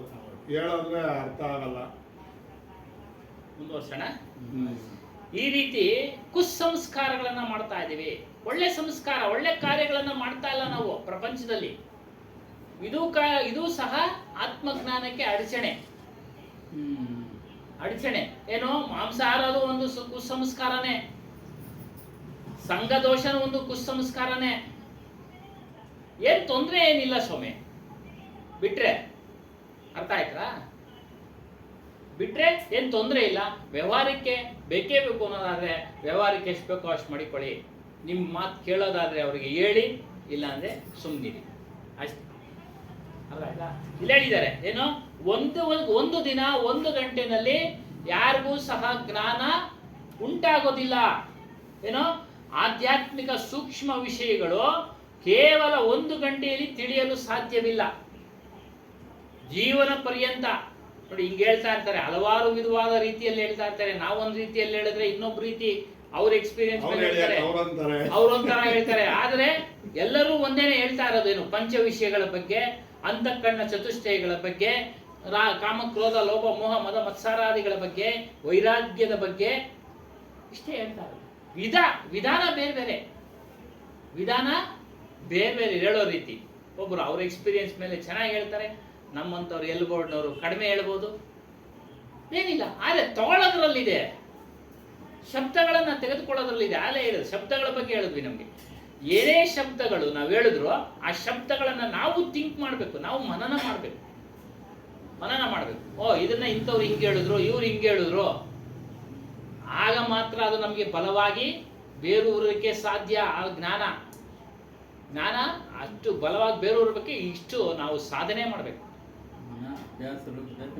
ಮನನ ಮಾಡ್ತಾ ಇರ್ಬೇಕು. ಕೇಳೋದು ಅದ್ರ ಬಗ್ಗೆನೆ ಕೇಳೋದು, ಅದ್ರ ಬಗ್ಗೆನೆ ಮಾತನಾಡೋದು. ಅಂದ್ರೆ ಕೆಲಸ ಕಾರ್ಯ ಬಿಟ್ಟು ಮಾತನಾಡಿ ಅಂತ ಇಲ್ಲ. ನಮ್ಗೇನೋ ಕೆಲಸ ಇಲ್ಲ, ನಾವು ಮಾಡ್ತಾ ಇರ್ತೀವಿ. ಸಮಯ ಸಂದರ್ಭ ನೋಡ್ಕೊಂಡು ಅದ್ರ ಬಗ್ಗೆ ಮಾತನಾಡಿ. ಅದಕ್ಕೆ ಹೇಳಿದ್ರು, ಜ್ಞಾನಿ ಆದ್ಮೇಲೆ, ತಿಳ್ಕೊಂಡ ಮೇಲೆ, ತತ್ವೋಪದೇಶ ತಿಳಿದ ಮೇಲೆ ಅವನು ನಾನು ಇಂಥ ಸ್ವರೂಪನು ಅಂತ ತಿಳಿದ ಮೇಲೆ ಭ್ರಮೆ ವಿರುದ್ಧ ಹೋರಾಡೋದಿಲ್ಲ ಅವನು. ಹೇಳಿದ್ರಲ್ಲ, ಅದೆಲ್ಲ ಬರ್ತಾ ಇದೆ, ಅದನ್ನ ಸತ್ಯಾನ್ವೇಷಣೆ ಮಾಡಕ್ ಹೋಗ್ತಾನ. ಬೂದಿ ಉದುರ್ತಾ ಐತೆ, ಜೇನುತುಪ್ಪ ಉದುರ್ತಾ ಐತೆ, ಅವ್ನಿಗೆ ಗೊತ್ತಿರುತ್ತೆ ಅವೆಲ್ಲ ಸುಳ್ಳು, ಏನೋ ಪವಾಡ, ಸ್ಥಳ ಮಹಿಮೆ, ಏನೇನೋ ಇರ್ತಿದೆ. ಯಾಕೆ ಬೇಕು ನಮ್ಗೆ ಅದ್ರ ಬಗ್ಗೆ? ಹೋಗೋದೇ ಇಲ್ಲ ಅವನು ಅದನ್ನೆಲ್ಲ ನೋಡೋದಕ್ಕೆ ಹೋಗೋದೇ ಇಲ್ಲ. ಎಂತಂತ ಹುಚ್ಚು ಉಚ್ಬಿಡ್ತಾರೆ ಅದು ಎಲೆ ಮೇಲೆ ಒಂದು ಅದೇ ಅದು ಹುಳ ಓಡಾಡೋದು, ಹಾವು ಬಂದ್ಬಿಟ್ಟಿದೆ ಎಲೆಗಳ ಮೇಲೆ ಅಂತ ಒಂದು ಸೊಪ್ಪುಗಳು ತಿನ್ನೋದು ಬಿಡಿಸ್ಬಿಟ್ಟಿದ್ರು ಒಂದು 10 ದಿನ ಜನ. ಆಮೇಲೆ ಗಣೇಶ ಹಾಲು ಕುಡಿತಾರೆ ಅಂತ ಒಂದು 10 ದಿನ ಹಬ್ಬಿಸ್ಬಿಟ್ಟಿದ್ರು. ಇವೆಲ್ಲ ದೇವರಾಗಿದೆ ಅಂತ ಆಂಧ್ರದ ಕುಂಡ್ರಿಸಿದ್ರು. ಸರಿ ರಾತ್ರಿ ಒಳಗೆ ಬಂದು 24 hours ಮತ್ತಿರಂಗ ವೆಟರ್ನರಿ ಡಾಕ್ಟರ್ ಇಂಜೆಕ್ಷನ್ ಚುಚ್ಚಿನಂತೆ. ಯಾರೋ ಬುದ್ಧಿವಂತ ಅಲ್ಲಿ ಕ್ಯಾಮ್ರಾ ಸೆಟ್ ಮಾಡಿ ಹಿಡ್ದಾಕ್ಬಿಟ್ಟ. ಕೋಟ್ಯಾಂತರ ರೂಪಾಯಿ ಮಾಡಿಕೊಂಡಿದ್ರು. ಯಾಕೆ ಇಲ್ಲೇನೆ ಬೆಂಗಳೂರಿನಲ್ಲಿ ಸಾಯಿಬಾಬಾ ಕಣ್ಬಿಟ್ಬಿಟ್ಟವನೆ ಅಂತೇಳಿ ಬೇಜಾನ್ ದುಡ್ಡು ಕಣ್ಬಿಡೋದು ಮಾಡ್ಕೊಂಡು ಬೇಕಾದ ಅವ್ನ ಹಿಡಿದ್ರಲ್ಲ ಪೊಲೀಸ್ನವರು ಅದನ್ನ. ಸೈಂಟಿಫಿಕ್ ಆಗಿ ಏನೋ ಒಂದು ಮೋಸ ಮಾಡ್ತಾನೆ. ಬೆಂಗಳೂರು ಸಿಟಿನಲ್ಲಿ ಆಗಿತ್ತು ಸ್ವಾಮಿ ಇದು. ಬೇಜಾನ್ ದುಡ್ಡು ಒಂದು ವಾರದೊತ್ತು ಒಂದು 15 ದಿನದೊತ್ತಿಗೆ, ಆಮೇಲೆ ಪೊಲೀಸ್ನವ್ರು ಹೋಗಿ ಹಿಡಿದ್ಮೇಲೆ ಎಲ್ಲ ಮ್ಯಾಜಿಕ್. ಆ ಕಣ್ಣಿಗೆ ಲೈಟ್ ಬಿಡೋದು ಗೊತ್ತಿಲ್ದಂಗೆ, ಬೇರೆ ಕಡೆಯಿಂದ ಎಲ್ಲೋ ಆನ್ ಮಾಡೋದು, ಆ ಕಣ್ಣು ಸ್ವಲ್ಪ ಬೆಳಕಾದಂಗೆ ಓಪನ್ ಆದಂಗೆ ಆಗೋದು, ಅವೆಲ್ಲ ಏನೇನೋ ಟ್ರಿಕ್ಸು. ಅದೇ ವಿಜ್ಞಾನ ಉಪಯೋಗಿಸ್ಕೊಂಡು ಮೋಸ ಮಾಡೋದು, ಸೈಬರ್ ಕ್ರೈಮ್ ಮಾಡ್ತಾವ್ರಲ್ಲ ಇವಾಗ. ಇದು ಅಷ್ಟೇ ಸ್ವಾಮಿ, ಅಯ್ಯಪ್ಪ ಸ್ವಾಮಿ ಇದನ್ನು ಇವಾಗ ಹೇಳ್ತಾರಲ್ಲ, ಆ ಜ್ಯೋತಿ ಅದನ್ನು ಅಲ್ಲ, ಕಣ್ಣಿಡ್ರಲ್ಲ. ಅದು ಹೈಕೋರ್ಟ್ ತೀರ್ಪು ಕೊಟ್ಬಿಟ್ಟೈತಲ್ಲ ಅವರೇ ಒಪ್ಕೊಂಡು ಅವರೇ ಒಪ್ಕೊಂಡ್ರಲ್ಲ, ಅಲ್ಲಿ ಮಾನವ ಜ್ಯೋತಿ ಇಲ್ಲ ನಿರ್ಮಿತ ಅಂತೇಳಿ. ಅಂತ. ನಾವೇ ಅನ್ಸೋದದು. ನಾವೇ ಅನ್ಸೋದು ಅಂತ ಒಪ್ಕೊಂಡ್ರಲ್ಲ. 10 ದಿನ ಸುಳ್ಳಾಗಿತ್ತು ಅದು, ಬೇರೆ ಬರ್ತದೆ ಅಂತ ತಾನೇ ನಂಬ್ಕೊಂಡಿದ್ವಿ ನಾವೆಲ್ಲ. ಅಲ್ಲ ಪ್ರೂವ್ ಆದ್ಮೇಲೆ ಇವಾಗೂ ಮಾಡ್ತಾವ್ರಲ್ಲ ಜನ, ಇವಾಗ್ಲೂ ಹೋಯ್ತಾವ್ರಲ್ಲ ಅವ್ರಿಗೆ ಏನ್ ಮಾಡ್ತಾರೆ? ಹಂಗೆ ಏನು ಹೇಳ್ತೀರಾ ಅದಕ್ಕೆ? ಇವಾಗೊಂದು ಫೇಸ್ಬುಕ್ ಹಾಕಿದ್ದ, ಅಲ್ಲ ರೀ ಮಾತಾಡಬಾರ್ದು, ಕರ್ನಾಟಕದಲ್ಲೇ ಎಂತೆಂತ ಪುಣ್ಯಕ್ಷೇತ್ರಗಳಿದಾವೆ, ಆ ಕೇರಳಕ್ಕೆ ಹೋಗಿ ಒಡಿಸ್ಕೊಂಬತ್ತೀರಲ್ರಿ ಅವ್ರ ಕಡೆಯಿಂದ ಅಂತ. ಯಾರ ಒಡಿಸ್ಕೊಂಬತ್ತೀರಾ? ಯಾವ್ದೋ ವಸ್ತು. ಹೋಗಿ ಅವ್ರ ಹತ್ರ ಒಡಿಸ್ಕೊಂಬತ್ತೀರಾ? ನಿಮ್ಗೇನ್ ಬುದ್ಧಿ ಇಲ್ವೇನ್ರಿ ನಿಮ್ಗೆ? ಕೊಟ್ಟಿಯಾರ ಇಲ್ಲ, ಅಲ್ಲಿರೋ CM ವಿಜಯ್ ಇಲ್ಲಿಗೆ ಬರ್ತಾನೆ ಮೂಕಾಂಬಿಕಾಗೆ. ನೇರ ಉದ್ದಿದ್ದ ಫೇಸ್ಬುಕ್ ಹಂಗೆ, ಅವೆಲ್ಲ ಹೇಳ್ಬಾರ್ದು. ಆಮೇಲೆ ಇದು ಅಷ್ಟೇ ಅಣ್ಣ, ರಾಮ ಮಂದಿರದ್ದು ದುಡ್ಡು ಸಸ್ಯಗಳು ತಿಂದಾಕೋರಲ್ಲ, ರಾಮ ಏನು ಮಾಡ್ತಿದ್ದ ಹಂಗೆ ಯೋಚನೆ ಮಾಡ್ಬೇಕಾಗ್ತದೆ ಅಲ್ಲಿಗೆ. ಎಲ್ಲ ಬಿಡ್ಬೇಕು ಸರ್. ಅದಕ್ಕೇನೆ ರಾಮಂದಿರದು ಅಷ್ಟೇ, ತಿರುಪತಿದು ಅಷ್ಟೇ, ಎಲ್ಲ ಹುಡುಕಿದ್ರೆ ಎಲ್ಲ ಇದೆ. ಎಲ್ಲಾ ದೇವಸ್ಥಾನದಾಗೂ ನಡೀತಾ ನಡೀತಾ ಇದೆ. ಸಿಕ್ಕಾಕೊಂಡಿರೋದು ಒಂದ್ 2-3 ಅಷ್ಟೇ. ತಿರುಪತಿದು ಸಿಕ್ಕಾಕೊಂಡಿದ್ದು ಅದೇ ದೊಡ್ಡ ತಿಂದ ಸಣ್ಣ ತಿಂತಾ ಇದೆ ಗೊತ್ತಾಗ್ತಾ ಇಲ್ಲ, ದೊಡ್ಡದಾಗ ತಿಂದಾಕೋದಾಗ ಸಿಗಾಕೊಂಡು ಸ್ವಲ್ಪ ದಿನ ಇನ್ನೊಂದೇ ವಿಚಾರ ಬಂದಾಗ ಇದು ಮರ್ತೋತೀನಿ. ನಾನು ನಾನು ಹುಡ್ಕೊಂಬತ್ತೀನಿ, ಅದನ್ನೇ ಹೇಳಿದ್ದು. ಇಲ್ಲ ಅಂತೇನಿಲ್ಲ, ನಾನು ರೆಡಿ ಆಗಿದ್ದೀನಿ, ಆದ್ರೆ ನಾನು ಕೊಡ್ತಾ ಇಲ್ಲ ಅಷ್ಟೇ. ಅದನ್ನೇ ಕೊಡಲ್ಲ ಅಷ್ಟೇ, ಕೊಡ್ತಿರೋರಿಗೆ ಅಲ್ಲ, ಕೊಡ್ಲು ಬೇಡಿ ತಗೊಂಡು ಬರ್ಲು ಬೇಡಿ. ಅದಕ್ಕೆ ಈ ರೀತಿಯಾಗಿ ಹೊರಗಿನಲ್ಲೇ ಮನುಷ್ಯ, ಈ ಕಂಪನಿಗಳು ಅಂತಾರೆ ಸಹವಾಸ, ಅನೇಕ ಸಹವಾಸಗಳಿದ್ದಾವೆ, ಬಹುತ್ ಸಹವಾಸ ಸಂಘ ಕಂಪನಿಗಳು. ಒಬ್ಬದು ಕುಡಿಯೋ ಕಂಪನಿ, ಒಬ್ಬದು ಧೂಮಪಾನ ಕಂಪನಿ, ಈ ಕ್ಲಬ್ಗಳು ಎಷ್ಟು ತರ ಇರಲ್ಲ ಕಂಪನಿಗಳು, ಒಬ್ಬೊಬ್ರದ್ದು ಒಂದೊಂದ್ ತರ ಕಂಪನಿ. ಇದು ಮನುಷ್ಯನನ್ನ ಕೆಡಿಸ್ತಾ ಇದೆ, ಬಂಧನಕ್ಕೆ ಬೀಳಿಸ್ತಾ ಇದೆ, ಹುಟ್ಟು ಸಾಳ ಬಂಧನಕ್ಕೆ ಬೀಳಿಸ್ತಾ ಇದೆ, ವೈರಾಗ್ಯದ ಮಾರ್ಗಕ್ಕೆ ನಡೀಕ್ ಬಿಡ್ತಾ ಇಲ್ಲ. ಅದೇ ಅವ್ನು ಹೇಳಿದ್ರು, ವೈರಾಗ್ಯದ ಮಾರ್ಗಕ್ಕೆ ಏನೇನು ಅಡಚಣೆ? ಭ್ರಮೆ, ಅಧ್ಯಾಸ, ಅನುಮಾನ, ಇವೆಲ್ಲ ಅಧ್ಯಾಸಗಳು. ನಾವು ಒಂದು ಊರು ನೋಡ್ಕೊಂಡ್ ಬಂದ್ವಿ, ಅಲ್ಲಿ ಸತ್ಯ ಇದೆ ಅಂತ ನಾವು ತಿಳ್ಕೊಂಡ್ಬಿಟ್ರೆ ಅದು ಫೋಟೋ ಹಾಕ್ಬಿಡುತ್ತೆ ನಮ್ಮ ಮನಸ್ಸಿನಲ್ಲಿ. ಅದೇ ಮನೋಮಯ ಕೋಶದಲ್ಲಿ ಕುಳಿತುಕೊಳ್ಳೋದು. ಅದಕ್ಕೆ ಒಳ್ಳೊಳ್ಳೆ ವಿಚಾರಗಳನ್ನ ವಿಚಾರ ಮಾಡಿ, ಸತ್ಸಂಗಗಳನ್ನ ನೀವು ಕೇಳಿ, ಕೇಳಕ್ಕೆ ಸತ್ಸಂಗ ಕೇಳ್ರಿ ಅಂದ್ರೆ ನಮ್ಗಿನ್ನು ವಯಸ್ಸಾಗಿಲ್ಲ. ಅದಕ್ಕೊಂದು ಕತೆ ಹೇಳ್ಬಿಡೋಣ. ನಿನ್ನೆ ಅಲ್ಲೇ ಹೇಳಿ ಕತೆ, ಏನಮ್ಮ ನಗ್ತಾವ್ರೆ. ಕತೆ ಏನಕ್ಕೆ ಅಂತ ಅಂದ್ರೆ ಪ್ರೇರಣೆ. ಇದು ಸುಳ್ಳು ಅಂತ ರುಜುವಾತು ಪಡಿಸೋದಕ್ಕೆ ಕತೆಗಳು. ಸಾಧ್ವಿಯವರು ಹೇಳಿದ್ದೆ ಉತ್ತರ ಭಾರತದಲ್ಲಿ, ಏನು ಒಬ್ಬ ವ್ಯಕ್ತಿ ಹಳ್ಳಿಯಿಂದ ಹಳ್ಳಿಗೆ ಹೋಗ್ಬೇಕಾಯ್ತು, ಏನೋ ಕಾರ್ಯಕ್ರಮದ ನಿಮಿತ್ತ ಹೋಗ್ತಾ ಇರ್ತಾನೆ. ಇವನ ಹಳ್ಳಿಗೂ ಅವನ ಹಳ್ಳಿಗೂ ಒಂದು ನದಿ, ತುಂಬು ನದಿ, ಅದು ಹರಿಯೋದು ಅಡ್ಡ ಇತ್ತು. ಇವನು ಎಲ್ಲೋ ಕೇಳ್ಬಿಟ್ಟಿದ್ದ, ನದಿಗಳೆಲ್ಲ ಒಣಗೋಗ್ಬಿಟ್ರೆ ಬಯಲು ಪ್ರದೇಶ, ನಡ್ಕೊಂಡು ಹೋಗ್ಬೋದು, ಹಾರಾಡುವ, ಅದು ಬಯಲೇ ಏನು ಇಲ್ಲ. ಹೋದಾನೆ ತುಂಬಿ ಹರಿತಾ ಇದ್ದ, ಆ ಕಡೆ ಹೋಗ್ಬೇಕು, ಸುಮ್ಮನೆ ಕುಳಿತುಕೊಂಡ್ಬಿಟ್ಟ. ಆ ನದಿ ಪಕ್ಕದಾಗೆ ಒಬ್ಬ ಸಾಧು ಧ್ಯಾನ ತಪಸ್ಸು ಎಲ್ಲ ಮಾಡ್ಕೊಳಕ್ಕೆ ಒಂದು ಕುಟೀರ ಕಟ್ಕೊಂಡಿದ್ದ. ಇವನು ಎಷ್ಟಾದ್ರೆ ಬೆಳಿಗ್ಗೆ ಬಂದು ಕುಂತೀವನೆ ಮಧ್ಯಾಹ್ನದವರೆಗೂ. ನೋಡ್ದ ಸಾಧು ಕೇಳ್ದ, ಏನಕ್ಕಪ್ಪ ಬೆಳಿಗ್ಗೆಯಿಂದ ಇಲ್ಲೇ ಕುಂತಿದ್ಯಾ ಅಂದ್ರೆ, ನಾನು ಆ ಕಡೆ ಹೋಗ್ಬೇಕು, ನದಿಯಲ್ಲಿ ಇರೋ ನೀರೆಲ್ಲ ಖಾಲಿ ಆಗಲಿ ಅಂತ ಕಾಯ್ತಾ ಇದ್ದೀನಿ ಅಂತ. ಏನ್ ಸ್ವಾಮಿ, ನದಿಯಲ್ಲಿರೋ ನೀರೆಲ್ಲ ಇದು ಒಣಗೋಗ್ಲಿ, ಖಾಲಿ ಆಗ್ಲಿ ಅಲ್ಲ ಹೇಳ್ದ ಅವನು. ಅಲ್ಲಪ್ಪ, ಇದು ತುಂಬು ಜೀವ ನದಿ, ಗಂಗಾ ನದಿ ಇದ್ದಂಗೆ, ಯಾವಾಗಲೂ ಒಣಗೋದೇ ಇಲ್ಲ. ನೀನ್ ದಾಟಬೇಕಾದ್ರೆ ಒಂದು ದೋಣಿ ತಗೊಂಡು ದೋಣಿಯಲ್ಲಿ ಹೋಗ್ಬೇಕು, ಇಲ್ಲ ಈಜ್ಕೊಂಡು ಹೋಗ್ಬೋದು. ಕತೆ ಅಲ್ಲಿಗೆ ನಿಲ್ಸೋಣ, ಕತೆ ಅಲ್ಲಿಗೆ ಸ್ಟಾಪ್. ಅದೇ ರೀತಿ ಮನುಷ್ಯ ಸತ್ಸಂಗ ಕೇಳು ಅಂತಂದ್ರೆ ಏನ್ ಹೇಳ್ತಾನೆ, ನನ್ಗೆ ವಯಸ್ಸಾಗಿಲ್ಲ ಅಂತಾನೆ. ಅಷ್ಟೊಂದು ವಯಸ್ಸಾಗಿಲ್ಲ, ಸತ್ಸಂಗ ಕೇಳೋಷ್ಟು, ಜ್ಞಾನ ತಿಳಿಯೋಷ್ಟು, ಸನ್ಯಾಸಿ ಆಗ್ಬೇಕಾ ನಾನು, ಈ ತರ ಎಲ್ಲ ಯೋಚನೆ ಮಾಡ್ತಾನೆ. ಏನೋ ವಯಸ್ಸೇ ಆಗ್ಬೇಕಾ ಸತ್ಸಂಗ ಕೇಳೋದಿಕ್ಕೆ? ಏನಿಲ್ವಲ್ಲ, ಶಂಕರಾಚಾರ್ಯರು 8 ವರ್ಷಕ್ಕೆಲ್ಲ ದೀಕ್ಷೆ ತಗೊಂಡ್ಬಿಟ್ರು, ಸನ್ಯಾಸಿ ದೀಕ್ಷೆ. ಮತ್ತೆ ಇಂದಿನ ಋಷಿ ಮುನಿಗಳೆಲ್ಲ ಗೃಹಸ್ಥಾಶ್ರಮದಲ್ಲೇ ಇದ್ದು ಮುಕ್ತಿಯನ್ನ ಪಡೆದ್ರು. ಅದಕ್ಕೆ ವಯಸ್ಸಿನ ಅಂತರ ಇಲ್ಲ, ಕಾಯಬಾರ್ದು ನಾವು. ಅದ್ರ ಅರ್ಥ ಏನು, ಆ ಕತೆ ಅರ್ಥ ಏನಂದ್ರೆ ಕಾಯಕೋಬಾರ್ದು ನಾವು. ಖಾಲಿ ಆದ್ರೂ ಆಗ್ಬೋದು, ಹಂಗೆ ಅದಕ್ಕೆ ಜೀವಮಾನ ಫುಲ್ ಹಂಗೆ ಕಾಯ್ಕೊಂಡು ಕೂತಿರ್ಬೇಕಂತ ಆತಿದೆ. ಅದಕ್ಕೆ ಕಾಯಕೋಬಾರ್ದು, ಸತ್ಸಂಗ ಕೇಳೋದಿಕ್ಕೆ, ಗುರುಗಳ ದರ್ಶನ ಮಾಡೋದಿಕ್ಕೆ, ಗುರುಗಳಿಂದ ದೀಕ್ಷೆ ತಗೊಳ್ಳೋದಿಕ್ಕೆ, ಒಳ್ಳೆ ಕೆಲಸ ಮಾಡೋದಿಕ್ಕೆ. ಇದೇ ಅಭಿಲಾಷ್ ಸಾಗರು ಗುರುಪಶು ಆ ವಿಚಾರಗಳೆಲ್ಲ ಹೇಳ್ತಾರೆ. ಗುರುಪಶುಗಳು ಕೆಲವರು ಏನು, ನಮ್ ಗುರುನಲ್ಲೇ ತಗೊಂಡ್ರೆ ನಿನಗೆ ಮೋಕ್ಷ ಶೀಘ್ರವಾಗಿ ಸಿಕ್ಬಿಡುತ್ತೆ, ಅದು ಅನೌನ್ಸ್ ಮಾಡ್ತಾರೆ. ನಮ್ ಗುರುಗಳಲ್ಲೇ ತಗೊಬೇಕು. ರಾಮ್ಪಾಲರು ಹಂಗೆ ಅವ್ರು ಅನೌನ್ಸ್ ಮಾಡೋದು. ಗುರುಗಳು ನಾವು ದೀಕ್ಷೆ ಕೊಟ್ರೆ ಮೋಕ್ಷ ಸಿಕ್ಬಿಡುತ್ತೆ, ಕೈ ಇಟ್ಬಿಟ್ರೆ ಮೋಕ್ಷ ಸಿಕ್ಬಿಡುತ್ತೆ. ಗುರು ಕೃಪೆ ಬೇಕು, ಅವರ ಆಶೀರ್ವಾದ ಬೇಕು, ಅವರಿಂದ ಬೀಜ ಮಂತ್ರ ತೆಗೆದುಕೊಳ್ಬೇಕು, ಅದಕ್ಕೆ ಮನನ ಮಾಡಬೇಕು. ನೋಡಿ, ಇವೆಲ್ಲ ಪಾಲನೆ ಮಾಡಬೇಕು, ಅಳವಡಿಸ್ಕೊಳ್ಬೇಕು ಜೀವನದಲ್ಲಿ. ಕುಸ್ಸಂಗ ಬಿಡಬೇಕು, ದುರ್ಜನರ ಸಂಘ ಬಿಡಬೇಕು. ಸ್ನೇಹಿತ ಆತ್ಮೀಯ ಸಹಿತ ಕೆಟ್ಟೋಗ್ಬಿಟ್ಟ, ಅವನ ಹತ್ರ ಎಷ್ಟು ಬೇಕೋ ಅಷ್ಟೇ. ಊಟ ಆಯ್ತಾ, ತಿಂಡಿ ಆಯ್ತಾ, ಕಾಫಿ ಆಯ್ತಾ, ಅಷ್ಟಲ್ಲೇ. ಸಿಕ್ಕಿದಾಗ ಮಾತಾಡೋದು, ಇಲ್ಲ ಅಂದ್ರೆ ಸುಮ್ಮನೆ ಬಂದು ನಮ್ಮ ಕೆಲಸ ನಾವು ಮಾಡೋದು. ಕಂಪನಿಗಳು ಸಹವಾಸ, ಹೆಂಡತಿ ಸಹವಾಸದಿಂದ ಗಂಡ ಕೆಟ್ಟೋಗ್ತಾನೆ, ಗಂಡ ಸಹವಾಸದಿಂದ ಗಂಡನ ಸಹವಾಸದಿಂದ ಹೆಂಡತಿ ಕೆಟ್ಟೋಗ್ತಾವಳೆ. ಇವತ್ತೊಂದು ಸಮಾಜದಲ್ಲಿ ನಡೀತಾ ಇದೆಯಲ್ಲ ಸ್ವಾಮಿ, ನಡೀತಾ ಇದೆ. ಪತ್ರಿಕೆಗಳಲ್ಲಿ ನೋಡ್ತಾ ಇದೀವಿ, ಎಷ್ಟು ಹತ್ಯೆಗಳು ನಡೀತಾ ಇದೆ. ತಂದೆ, ತಾಯಿ, ತಂಗಿ ಹತ್ಯೆ ಮಾಡಿಬಿಟ್ಲು ಪ್ರೇಮಿ ಜೊತೆ ಸೇರ್ಕೊಂಡು. ಏನಕ್ಕೆ ಕಾರಣ ಏನು? ಓದಿದ್ದೀರಾ? ದ್ವೇಷ. ತಾಯಿ ತನ್ನನ್ನ ದ್ವೇಷ ಮಾಡ್ತಾ ಇದ್ದಾಳೆ ಅಂತ, ಏನ್ ಕೆಲಸನೂ ಆಗ್ಕೊಡಿಸ್ತಾ ಇಲ್ಲ ಅಂತ. ವಿಚಾರ ಇಲ್ಲ, ವಿವೇಕ ಇಲ್ಲ. ತಾಯಿ ಏನು ಒಳ್ಳೆ ವಿಷಯ, ಒಳ್ಳೇದಕ್ಕೆ ಹೇಳ್ತಾ ಇದ್ದಾಳೆ, ಇನ್ನು ದಾರಿ ತಪ್ಪಬೇಡ ಅನ್ನೋ ವಿಚಾರಕ್ಕೆ ನಿನ್ಗೆ ಹೇಳ್ತಾ ಇದ್ದಾಳೆ. ಕೋಪದಲ್ಲಿ ಹೇಳ್ತಾಳೆ. ತಾಳ್ಮೆಯಿಂದ ತಿಳ್ಕೊಳ್ಳೋ ಪ್ರಯತ್ನ ಮಾಡಬೇಕು.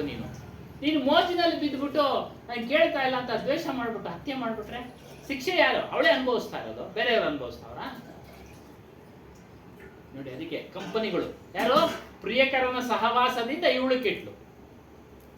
ಅವನು ತಿಳುವಳಿಕೆ ಉಳ್ಳವನಾಗಿದೆ, ತಿಳುವಳಿಕೆ ಹೇಳ್ತಾ ಇದ್ದ ಇದೆಲ್ಲ ಸರಿ ಇಲ್ಲ, ಮಾಡಬಾರದು ಅಂತ ಕೈ ಜೋಡಿಸ್ತಾ ಅವನು ಹೋದ, ಇವನು ಹೋದ. ಸಮಾಜದಲ್ಲಿ ಇವತ್ತು ಕಾರಣ ಏನಕ್ಕೆ ನಡೀತಾ ಇರೋದು ಅಂದ್ರೆ, ಬರೀ ಕೇವಲ ನಾವು ಹೊಟ್ಟೆಪಾಡಿನ ಶಿಕ್ಷಣ ಕೊಡಿಸ್ತಾ ಇದೀವಿ. ಮೊಟ್ಟ ಮೊದಲು ಹೇಳಿದ್ರು ಅವರು ನೀತಿನೇ ಇಲ್ಲ ಈಗ ಪಾಠಗಳಲ್ಲಿ. ನೀತಿ ಪಾಠ ಎಷ್ಟೊಂದಿತ್ತು ನಮ್ಗೆ, ಓದಿದ್ದೀರಲ್ವರ? ಓದಿಲ್ವಾ ಸ್ವಾಮಿ? ಒಂದೂನು ಮರ್ತೋಗಿದೆ, ಮರ್ತೋಗಿದೆ. ನೀತಿ ಪಾಠಗಳೇನು? ತಂದೆ ತಾಯಿಗಳಿಗೆ ನಮಸ್ಕಾರ ಹಾಕೋದು, ಅವ್ರ ಮಾತು ಕೇಳೋದು, ಅಲ್ಲಿಂದನೇ ಬಂದ್ಬಿಡ್ತಲ್ಲ ನಮ್ಗೆ ನೀತಿ. ಮೊದಲನೇ ಹೇಳ್ತಾ ಇಲ್ಲ, ಗುರು ಬ್ರಹ್ಮ ಗುರು ವಿಷ್ಣು ಆಮೇಲೆ ತಾಯಿ ತನ್ನ ಮಾತು ದೇವ ಪಿತೃ ಆಚಾರ್ಯ ದೇವ ಮೂರು ಮೊದಲೇ ಹೇಳ್ತಾ ಇರಲ್ಲ ಸ್ಟಾರ್ಟಿಂಗ್. ನೀತಿ ಪಾಠ ಮನುಷ್ಯನಿಗೆ ಮೊಟ್ಟ ಮೊದಲು ನೀತಿ ಪಾಠ. ಅದಕ್ಕೆ ಸಂಸ್ಕಾರ ಕೊಡಿ ಅನ್ನೋದು ಮಕ್ಕಳಿಗೆ. ಒಳ್ಳೊಳ್ಳೆ ವಿಚಾರಗಳನ್ನ ತಿಳಿಸಿ, ಒಳ್ಳೊಳ್ಳೆ ಕೆಲಸ ಮಾಡಿಸಿ, ಮಕ್ಕಳನ್ನ ಕರ್ಕೊಂಬನ್ನಿ ಸತ್ಸಂಗಕ್ಕೆ. ನಮಸ್ಕಾರ ಮಾಡೋದು ಕಲಿಸಿ. ನಮಸ್ಕಾರಕ್ಕೊಂದು ಹಾಕಿದ್ನಲ್ಲ ಸ್ವಾಮಿ ಒಬ್ರು, ಸೈನ್ಸ್ ಅದರಲ್ಲಿದೆ, ನೋಡಿದ್ರಾ ವಾಟ್ಸಪ್ ನಲ್ಲಿ? ನಾವು ಬಗ್ಗಿ ನಮಸ್ಕಾರ ಮಾಡೋದ್ರಿಂದ ಇದು ಆಕ್ಷನ್ ಆಗುತ್ತೆ ಮನುಷ್ಯನಿಗೆ, ಬೆನ್ನಿನ ಮೂಳೆ. ಮೈಂಡ್ಗೆ ರಕ್ತ ಚಲನೆ ಆಗುತ್ತೆ. ಅವನು ಎಕ್ಸರ್ಸೈಸ್ ಮಾಡೋದಿಲ್ಲ. ಇದನ್ನಾದ್ರೂ ಮಾಡಲಿ, ಹಿರಿಯರಿಗೆ ನಮಸ್ಕಾರ ಮಾಡುವಾಗ ಬೆಂಡಾಗ್ಲಿ, ಬೆನ್ನಿನ ಭಾಗಕ್ಕೆ ವ್ಯಾಯಾಮ ಆಗಲಿ, ತಲೆಗೆ ರಕ್ತ ಸಂಚಾರ ಆಗಲಿ, ಇದರ ಸೈನ್ಸ್. ಇನ್ನವರು ಎಲ್ಲ ಒಂದು ರಹಸ್ಯವನ್ನ ಇಟ್ಟಿನೇ ಒಂದು ಸಂಸ್ಕಾರವನ್ನ ಹೇಳೋರು, ಅದು ನಮ್ಗೆ ಅರ್ಥ ಆಗ್ತಾ ಇಲ್ಲ. ಅರ್ಥ ಆಗ್ತಾ ಇಲ್ಲ. ಇವತ್ತು ಕೇಳ್ತಾ ಇದೀವಿ. ಹೇಳಿ. ನೀವು ಹೇಳಿದ ಉಪ್ಪಿಂದು ಹಂಗೆ ಸ್ವಾಮಿ ಗುರುಗಳು ಹೇಳ್ತಾರೆ, ಆದ್ರೆ ನಮ್ಮ ಮನೆಯಲ್ಲೇ ವಟ ಅಂತ ಹೇಳ್ತಾರೆ. ನಮ್ಮಮ್ಮ ಅಪ್ಪ ಏನ್ ಮಾಡೋದು, ಅದಕ್ಕೆ ಅವ್ರನ್ನ ನಾವು ಬಿಟ್ಟಿದ್ದೀವಿ ಅಂದ್ರೆ ಏನ್ ಮಾಡಕ್ಕೆ. ಇವಾಗ ಅದು ಬೇರೆ ಐತೆ, ಕೆಲವರು ವಯಸ್ಸಾದವರು ಸುಮ್ಮನೆ ಇರಲ್ಲ. ಈಗಿನ ಕಾಲದಲ್ಲಿ ಸ್ವಲ್ಪ ಅಡ್ಜಸ್ಟ್ ಮಾಡಲ್ಲ. ಅದೊಂದು ಅವನು ಸೊಸೆನ ಮಗನ್ನ ದೂಷಣೆ ಮಾಡೋದಲ್ಲ ಇಲ್ಲಿ. ಕೆಲವರು ಇವ್ರನ್ನು ಅಷ್ಟ ಕರ ಅಂತ ಇದ್ರೆ ಅವ್ರಿಗೂ ಬೇಜಾರು, ಸೊಸೆಗೂ ಸ್ವಲ್ಪ ನೀರು ಇವರು ಇರಬೇಕು. ಇವಾಗ ನಮ್ಮ ಮನೆಯಲ್ಲಿ ನಮ್ಮ ತಾಯಿ ವಟ ಅನ್ನೋದು, ನಮ್ಮಪ್ಪ ಕ್ಲೀನ್ ನಮ್ಮಪ್ಪನಿಗೂ ನಾನು ಭಾಳ ಕ್ಲೋಸ್. ನಮ್ಮಮ್ಮ ಕಟ್ಟ ಎಲ್ಲ ಬೈಯೋರು. ಬೇಜಾರು, ಅವನೇನು ಪದ ಬೇರೆ ಉಂಡಲ್ಲ ಅಂದ್ರು ನಮ್ಮ ಹೆಂಗಸರ. ಇಲ್ಲ ಅಂದ್ರೆ ಅವ್ರು ಪಾಡಾಡಿ ಕುಡಿತೀನಿ ಅಂತಾರೆ. ಏನ್ ಮಾಡೋದಿಲ್ಲ, ಎಲ್ಲಾರ ಮನೆಯಲ್ಲೂ ಅಡ್ಜಸ್ಟ್ ಮಾಡ್ಕೋಬೇಕು ನಾವು. ಇದೇ ವಿಚಾರ ಅದು ಹೇಳ್ತಾರಲ್ಲ, ಮಕ್ಳಿದ್ದವರು ಅಪ್ಪ ಅಮ್ಮ ಆದಾಗ ಒಂದು ಜವಾಬ್ದಾರಿ, ಅದ್ರದ್ದು ರೀತಿ ನೀತಿಗಳು ಕಲ್ತ್ಕೊಬೇಕು. ಅಪ್ಪ ಅಮ್ಮ ಆದ್ಮೇಲೆ ಅತ್ತೆ ಮಾವ ಆದಾಗ ಅದ್ರದ್ದು ರೀತಿ ನೀತಿಗಳೇನೈತೆ ಅದು ನಾವು ಕಲ್ತ್ಕೊಬೇಕು. ಇವಾಗ ವಯಸ್ಸಿದ್ದಾಗೆ ತಿಳ್ಕೊಂಡಿರ್ಬೇಕು. ಅದು ಜನ್ರೇಷನ್ ಗ್ಯಾಪು, ಆ ಸ್ವಭಾವ ಹಂಗೆ, ಅದನ್ನ ನಾವು ಹೆಂಗಿರ್ಬೇಕು ಹಂಗಿರ್ಬೇಕು. ನಮ್ಮ ಪಾಡೇನಾಯ್ತು ಅನ್ನೋದು ನಾವು ಕಲ್ತ್ಕೊಂಡು ಹೋಗ್ಬೇಕು. ಅದಾಗ ಸರಿಯಾಗಿರ್ತದೆ. ಶ್ರೀಕಾಕುಳಂ ಡಿಸ್ಟಿಕ್ ಅವರು ML ಆಗಿದ್ರು ಅಂತ ಆಯಮ್ಮನ ಗಂಡನ್ನ ವಯಸ್ಸಾಗೈತೆ ಅಂತ ಮಗ ತೊಳ್ಬಿಟ್ಟವನೆ, ಬಜಾರ್ ಬಂದ್ಬಿಟ್ಟವನೆ. ಏನು ಇಲ್ಲ ನಮ್ಗೆ ಅಂತ. ML ಮಾಜಿ ಅಲ್ಲ, ಇದಕ್ಕೆಲ್ಲ ಕಾರಣ ವಿಚಾರ ವಿವೇಕ ಇಲ್ಲದೆ ಇರೋದೆ. ಅಲ್ಲ, ನೀವು ಬರೋದಕ್ಕಿಂತ ಅದೇ ಮಾತನಾಡಿದ್ವಿ.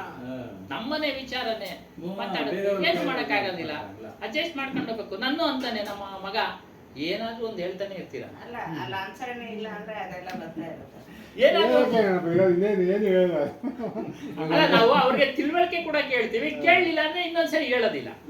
ಬಂದ್ಮೇಲೆ ಮೊದ್ಲಿಂದ ಸ್ವಲ್ಪ ಅಡ್ಜಸ್ಟ್ ಮಾಡ್ಕೊಂತಾರೆ, ನಡೀತಾ ಇತ್ತು ಅಷ್ಟೇ. ಮುಂದೆ ಇಲ್ಲ ಅಂದ್ರೆ ಇಲ್ಲ.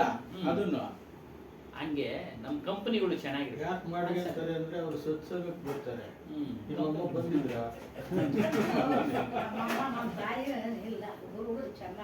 ಮಾಡೋರು ಬಿಡ್ತಾ ಇರ್ಲಿಲ್ಲ. ಅದು ಅಲ್ಲ, ಅತಿಯಾದ ತಪ್ಪು ಸರ್. ಲಿಮಿಟೆಡ್ ಆಗಿದ್ರೆ ತಗೊಳ್ಳೋರಲ್ಲಿ ಇರುತ್ತೆ. ಆಮೇಲೆ ಹೇಳೋದೇ ಬಿಟ್ಬಿಡ್ತೀವಿ. ತಿಳ್ಕೊಳ್ಳೋರು ಅವ್ರು ಕೇಳಲಿಲ್ಲ ಅಂದ್ರೆ ಬಿಡು ಅಂತೀವಿ, ಸುಮ್ಮನೆ ಆಗ್ಬಿಡ್ತೀವಿ. ಅವರಿಂದಾನೇ ಬರುತ್ತೆ. ಏನು ಹೇಳೋದೇ ಇಲ್ಲ ನೀವು ಅಂದಾಗ, ಅವರಿಂದಾನೇ ಬರುತ್ತೆ. ಏನು ಹೇಳೋದೇ ಇಲ್ಲ ಈ ನಡುವೆ ಅಂತೀವಿ. ಮಾತೇ ಬಿಟ್ಬಿಡ್ಬೇಕು ಅಷ್ಟೇ. ಎಷ್ಟು ಬೇಕೋ ಅಷ್ಟು ಊಟ ತಿಂಡಿ ಅವೆಲ್ಲ ಅಷ್ಟೇ ನಮ್ಮ ಕೈನಲ್ಲಿದೆ ಸರ್. ನಮ್ಮ ಕೈನಲ್ಲಿದೆ ಅಷ್ಟೇ, ಇನ್ನೇನಿಲ್ಲ. ಅದಕ್ಕೆ ಕಂಪನಿ ಸಂಗತಿಗಳು ಸಹವಾಸಗಳು ಚೆನ್ನಾಗಿರ್ಬೇಕು. ಯಾರು ಈ ಆತ್ಮಜ್ಞಾನವನ್ನ ಕೇಳ್ತಾರೋ ಅವರು ಜಾಸ್ತಿ ಕಲಹ ಮಾಡೋದಕ್ಕೆ ಹೋಗೋದಿಲ್ಲ, ತಿಳುವಳಿಕೆ ಹೇಳೋದಕ್ಕೆ ಹೋಗೋದಿಲ್ಲ. ನಮ್ಮ ಸ್ನೇಹಿತ, ಬಾಲ್ಯ ಸ್ನೇಹಿತ, ಏನೋ ತಿಳುವಳಿಕೆ ಹೇಳಿದ್ವಿ, ಇದೆಲ್ಲ ಮಾತಾಡ್ಬೇಡ ನೀನು, ಮಾತಾಡ್ಬೇಡ ಅಂತ ಬಿಟ್ಬಿಟ್ವಿ. ಏನಿಲ್ಲ, BP ಚೆಕ್ ಮಾಡಿಸ್ಕೊಳ್ಳೋ. BP ಐತಲ್ಲ ನೋಡಿ, ಇವಾಗ ಹಾಸ್ಪಿಟಲ್ ಅಡ್ಮಿಟ್ ಆಗುತ್ತೆ. ಏನಿಗೆ BP ಲೋ BP ಆಗ್ಬಿಟ್ಟು, ಏನು ತಿನ್ನೋ ಏನು ಕತೆ, BP ಇರೋದು ಅವನಿಗೆ ಲೋ BP ಆಗ್ಬಿಟ್ಟೈತೆ. ಏನೋ ಒಂದು ಅಭ್ಯಾಸ ಆಯ್ತು ಅವನಲ್ಲಿ. ಬಿಟ್ಬಿಡು ಅವೆಲ್ಲ. ಅವ್ರು ತಪ್ಪುಗಳು ಕಂಡು ಹಿಡಿದ್ರೆ ಅದು ತಪ್ಪು. ಅವ್ರಿಗೆ ನಾವು ತರಲೆ ಮಾತಾಡ್ತೀವಿ, ಏನೋ ಚೆನ್ನಾಗಿರ್ಲಿ ಅಂತ. ನಮ್ ತಪ್ಪುಗಳೇ ಹೇಳ್ತಾರೆ ಅನ್ನೋದು ಅವ್ರಿಗೆ ಕೆಲವರೆಲ್ಲ. ಇನ್ನೊಬ್ರು ನಾವು ಅದೇ ಮಾತಾಡಿದ್ವಿ. ಎಲ್ಲಾ ಜನಕ್ಕೂ ಅದೇ ಭಾವನೆ. ಅವರು ಹೇಳಿದ್ರು, ನಾವು ಹೇಳಿದ್ವಿ, ಕೇಳಲಿಲ್ಲ ಅಲ್ವಲ್ಲ, ಮಾತೇ ಬಿಟ್ಬಿಟ್ಟ. ಅಲ್ಲಿ ಹೋಗಿ ನೋಡಿದ್ವಿ, ಮಾತಾಡಿದ್ವಿ, ಸುಮ್ಮನೆ ಬಂದ್ವಿ ಅಷ್ಟೇ. ಇನ್ನ ಏನು ಹೇಳಕ್ ಹೋಗಲ್ಲ. ಹಂಗೆ ಯಾರು ಜ್ಞಾನ ತಿಳಿದಿರ್ತಾರೋ ಅವರು ಹೆಚ್ಚಾಗಿ ಯಾರ ಜೊತೆನೂ ಕಲಹ ಮಾಡ್ಕೊಳಕ್ ಹೋಗೋದಿಲ್ಲ. ಪಕ್ಕಕ್ಕೆ ಇಡ್ತಾ ಇರ್ತಾರೆ. ಅದು ಆಟೋಮೆಟಿಕ್ ಬರ್ತದ. ಇಲ್ಲಿ ಕೇಳಿದ್ರೆ ನಾವು ಸ್ನೇಹಿತರು ಕುತ್ಕೊಂಡು ವಾದ ಮಾಡಿದಾಗ ಏನೊಂದು ಡಿಸ್ಪ್ಯೂಟ್ ಆದ್ರೆ ನಾವು ಮಾತು ಬರಲ್ಲ, ವೇಸ್ಟ್ ಹತ್ರ ಮಾತಾಡೋದು ವೇಸ್ಟ್ ಅಂತ ಅನ್ಸ್ಬಿಡ್ತದೆ, ಸುಮ್ಮನೆ ಆಗ್ಬಿಡ್ತೀವಿ. ಅದು ನಮ್ಮ ಅನುಭವಕ್ಕೂ ಬಂದೈತೆ. ನಮ್ಮ ಅನುಭವಕ್ಕೂ ಬಂದಿದೆ. ಕೆಲವರು ಮಾತಾಡ್ತಾನೆ ಇರ್ತಾರೆ, ಒಂದಕ್ಕೊಂದು ವಿಷಯ ತಗೊಂಡು ಎಲ್ಲ ಹೋಗ್ಬಿಡ್ತದೆ, ನಮ್ಗೆ ಅಲ್ಲಿಗೆ ಹೋಗಲ್ಲ. ಒಂದು ಮಾತು ಎರಡು ಮಾತನ್ನ ತಣ್ಣಗಾಗೋತೀವಿ ನಾವು. ನಾನು ಹೇಳಿದ್ದೀನಲ್ಲ, ಬುದ್ಧಿಮಾಂತಿಕೆಯಿಂದ ಸುಮ್ಮನೆ ಅವರು ಬಟ್ ಅವರು ಸಾಯಂಕಾಲ ಎಲ್ಲ ಕೊಟ್ಟು ಕಾಫಿ ಕುಡಿಯೋ ಬೇರೆಯವ್ರಿಗೆ ಅವನ ಕೈನಾಗ ಆಗ್ಲಿಲ್ಲ ಅಲ್ಲ ಅವ್ರು ಏನನ್ನ ಅನ್ಕೊಳ್ಳಿ, ಅಲ್ಲ ಅವನು ಏನನ್ನ ಅನ್ಕೊಳ್ಳಿ, ನಮ್ಗೇನು ಸಮಸ್ಯೆ ಇಲ್ಲ. ನಾನು ನಿಮ್ಗೆ ಏನ್ ಸುತ್ತ ಇಲ್ಲ, ಬೇರೆ ಕಡೆ ಆಡ್ಸ್ಬಿಡಿ ಸುಮ್ಮನೆ, ಏನಕ್ಕೆ ಸತ್ಸಂಗನೇ ಇಲ್ಲ, ಬರೀ ಚರ್ಚೆ ಅಲ್ಲಿನ. ಏನಿಲ್ಲ ಅದು ಎಲ್ಲ ಇರ್ಲಿ, ಏನ್ ತೊಂದ್ರೆ ಇಲ್ಲಿ ಇಲ್ಲ. ಕೇಳೋರಿಗೆ ಬೇಸರ ಆಗ್ತಿದೆ. ಏನಿಲ್ಲ. ಹಾಗಾಗಿ ನಮ್ಮ ಕಂಪನಿಗಳು ಚೆನ್ನಾಗಿರ್ಬೇಕು. ಕಂಪನಿ ಅಂದ್ರೆ ಸಂಗತಿ, ಸಂಘಗಳು, ಸಹವಾಸ ಇವೆಲ್ಲ ಚೆನ್ನಾಗಿರ್ಬೇಕು. ಕೇಳ್ತಾ ಎಲ್ಲೂ ಇಲ್ಲ ಅಂತ ಹೇಳಿಲ್ಲ ಸ್ವಾಮಿ, ಸ್ನೇಹಿತರಲ್ಲೂ ಇದ್ದಾರೆ, ಅವ್ರು ಜಾಸ್ತಿ. ಆಶ್ರಮಗಳಲ್ಲಿ ಇಲ್ವಾ? ಎಲ್ಲಾ ಕಡೆನೂ ಇರ್ತಾರೆ, ಎಲ್ಲಾ ಕಡೆನೂ ಇರ್ತಾರೆ. ಅವ್ನು ಬೆಳೀತಾ ಇದ್ದಾನೆ, ಅವ್ನ ಕಾಲಿಳಿಬೇಕು. ಉದ್ಯೋಗದಲ್ಲಿ ಇಲ್ವಾ? ಎಲ್ಲ ಕಡೆನೂ ಇರ್ತಾರೆ ಸ್ವಾಮಿ. ಅವಾಗ ನಾವೇನ್ ಮಾಡ್ಬೇಕು? ನಾವು ಉದ್ಧಾರ ಆಗೋದು ನೋಡ್ಬೇಕು. ಯಾರು ಏನನ್ನ ಹೇಳಿ, ಕೃಷ್ಣನು ಉದ್ಭವನಿಗೆ ಅದೇ ಹೇಳೋದು ಭಾಗವತದಲ್ಲಿ, ನೀನು ಆತ್ಮಜ್ಞಾನದಲ್ಲಿ ಮುಂದುವರಿದು ನಿನ್ನ ಗುರಿನ ಮುಟ್ಟಬೇಕಾದ್ರೆ ನಿನಗೆ ಎಷ್ಟೇ ಅವಮಾನ ಮಾಡಿದ್ರು ಸಹಿಸ್ಕೊಳ್ಬೇಕು, ಎಷ್ಟೇ ದುಃಖ ಬಂದ್ರೂ ಸಹಿಸ್ಕೊಳ್ಬೇಕು. ಯಾಕಂದ್ರೆ ಮಾನವ ಶರೀರ ಒಬ್ಬರಿಗೆ ಕೆಟ್ಟದಾಗಿ ಕಾಣುತ್ತೆ, ಒಬ್ರು ಒಳ್ಳೇದಾಗಿ ಕಾಣುತ್ತೆ.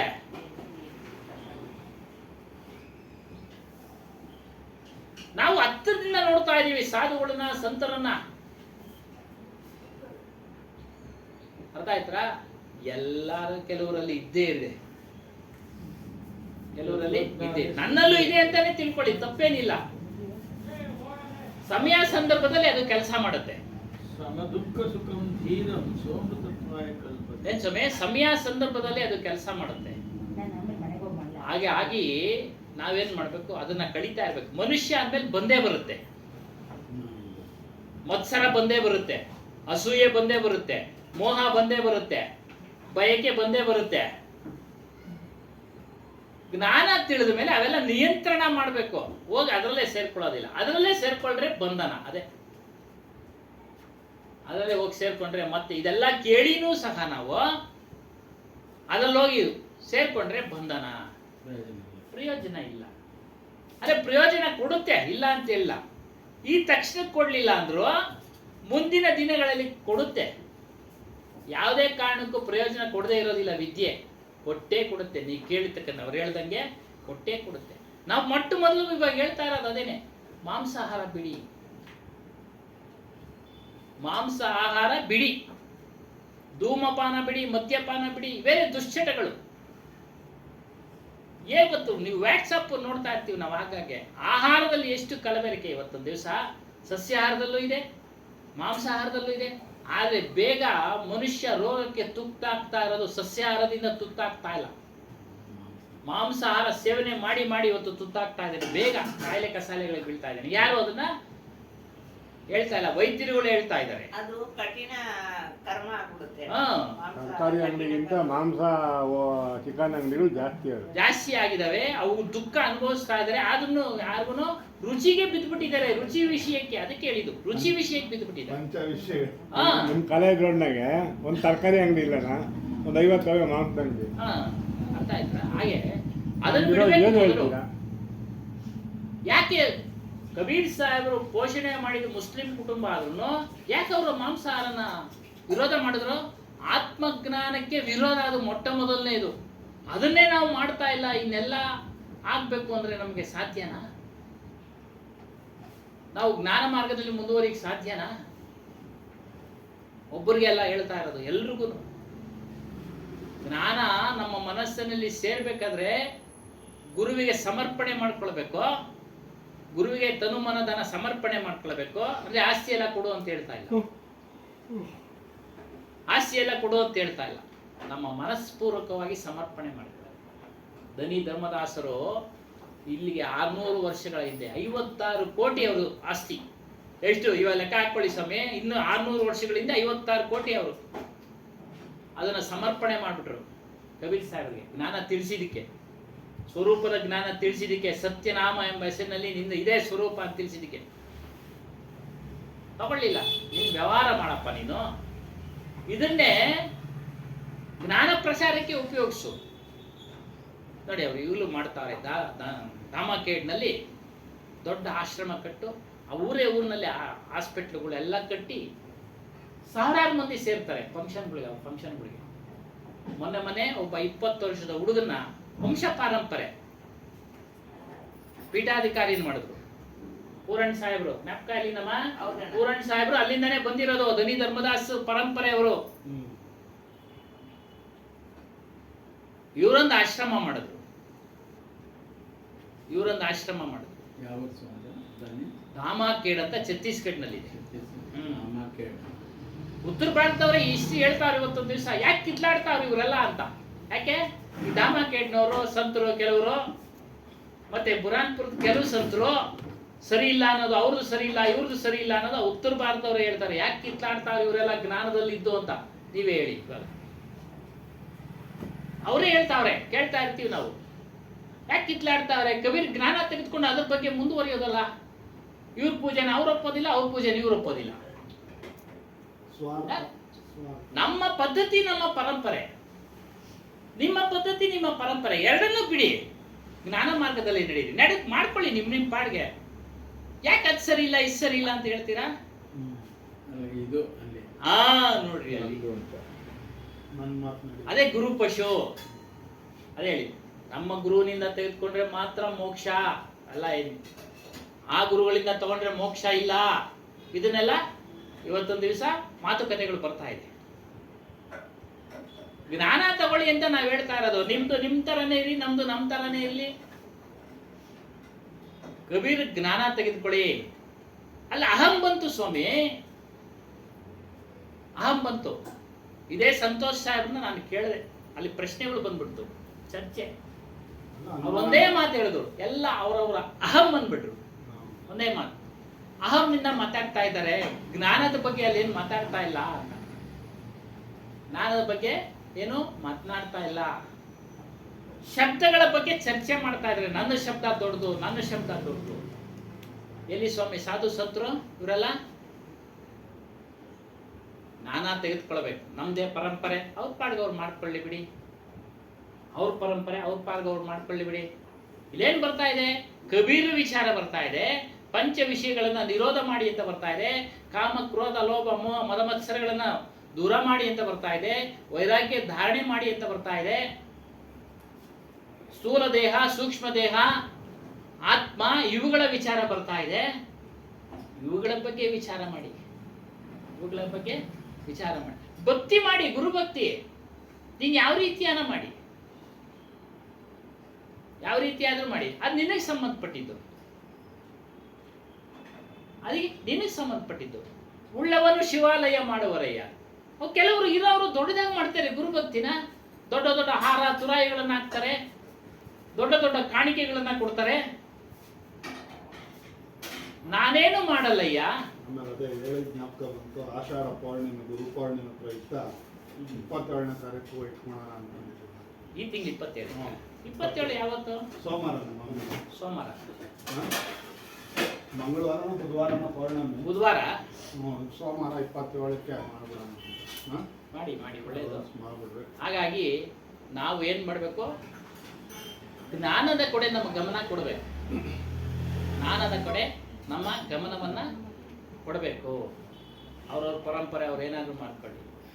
ಅವರಿಂದ ಏನು ಮಾತುಗಳಿಂದ ಏನು ಶಬ್ದಗಳು ಬರ್ತವೆ ಅದನ್ನ ನಾವು ಅಳವಡಿಸ್ಕೊಳ್ಬೇಕು. ಯಾರೇ ಆಗಲಿ. ಅದೇ ಧಾಮಕೇಡು ಪ್ರಕಾಶ್ ಮುನಿ ನಾಮ್ ಸಾಹೇಬ್ರು ಹೇಳ್ತಾರೆ, ಪಂತ ಪ್ರಕಾಶ್ ಮುನಿ ಅಂತ ಹೇಳು, ಸತ್ಸಂಗವನ್ನ ನೀನ್ ಯಾರ ಹತ್ರ ಬೇಕಾದ್ರೂ ಕೇಳಪ್ಪ,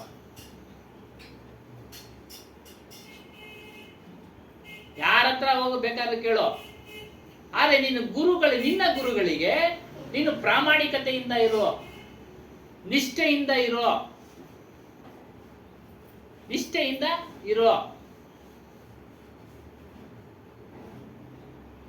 ಆದ್ರೆ ಎಲ್ಲ ಗುರುಪುಷಿಗಳಾಗಿ ಕೆಲಸ ಮಾಡ್ತಾರೆ. ನಮ್ದೇ ಶ್ರೇಷ್ಠ, ನಮ್ದೇ ಶ್ರೇಷ್ಠ, ನಮ್ದೇ ಶ್ರೇಷ್ಠ. ಈ ರೀತಿಯಾಗಿ ನಮ್ಮ ಕಂಪನಿಗಳು ಚೆನ್ನಾಗಿರ್ಬೇಕು. ಹೆಂಡತಿ ಕಂಪನಿ, ಮಕ್ಕಳ ಕಂಪನಿ. ಅವ್ರಿಗೆ ಸಣ್ಣ ವಯಸ್ಸಿನಲ್ಲೇ ಮೋಜು ಮಸ್ತಿ ತೋರಿಸಿದ್ರೆ ಅವರೆಲ್ಲಿ ಸಂಸ್ಕಾರ ಧಾರ್ಮಿಕ ಜ್ಞಾನಕ್ಕೆ ಬರೋಕ್ಕೆ ಸಾಧ್ಯ? ಮಕ್ಕಳಿಗೆ ವಿಹಾರಕ್ಕೆ ನೀನು ಕರ್ಕೊಂಡೋಗಿ ಒಂದು ಪುಣ್ಯಕ್ಷೇತ್ರಕ್ಕೆ ಕರ್ಕೊಂಡೋಗು, ಭಕ್ತಿ ತೋರಿಸು, ಅಲ್ಲ ವಿಚಾರಗಳನ್ನ ತಿಳಿಸು, ಇಲ್ಲೂ ಕರ್ಕೊಂಬ, ಸಂತರ ದರ್ಶನ ಮಾಡಿಸು, ವಿಚಾರವನ್ನ ಕೇಳಿಸು, ಭಜನೆ ಮಾಡಿಸು, ಆಟ ಆಡ್ಬೇಕು, ಆಟ ಆಡ್ಲಿ ಬಿಡು.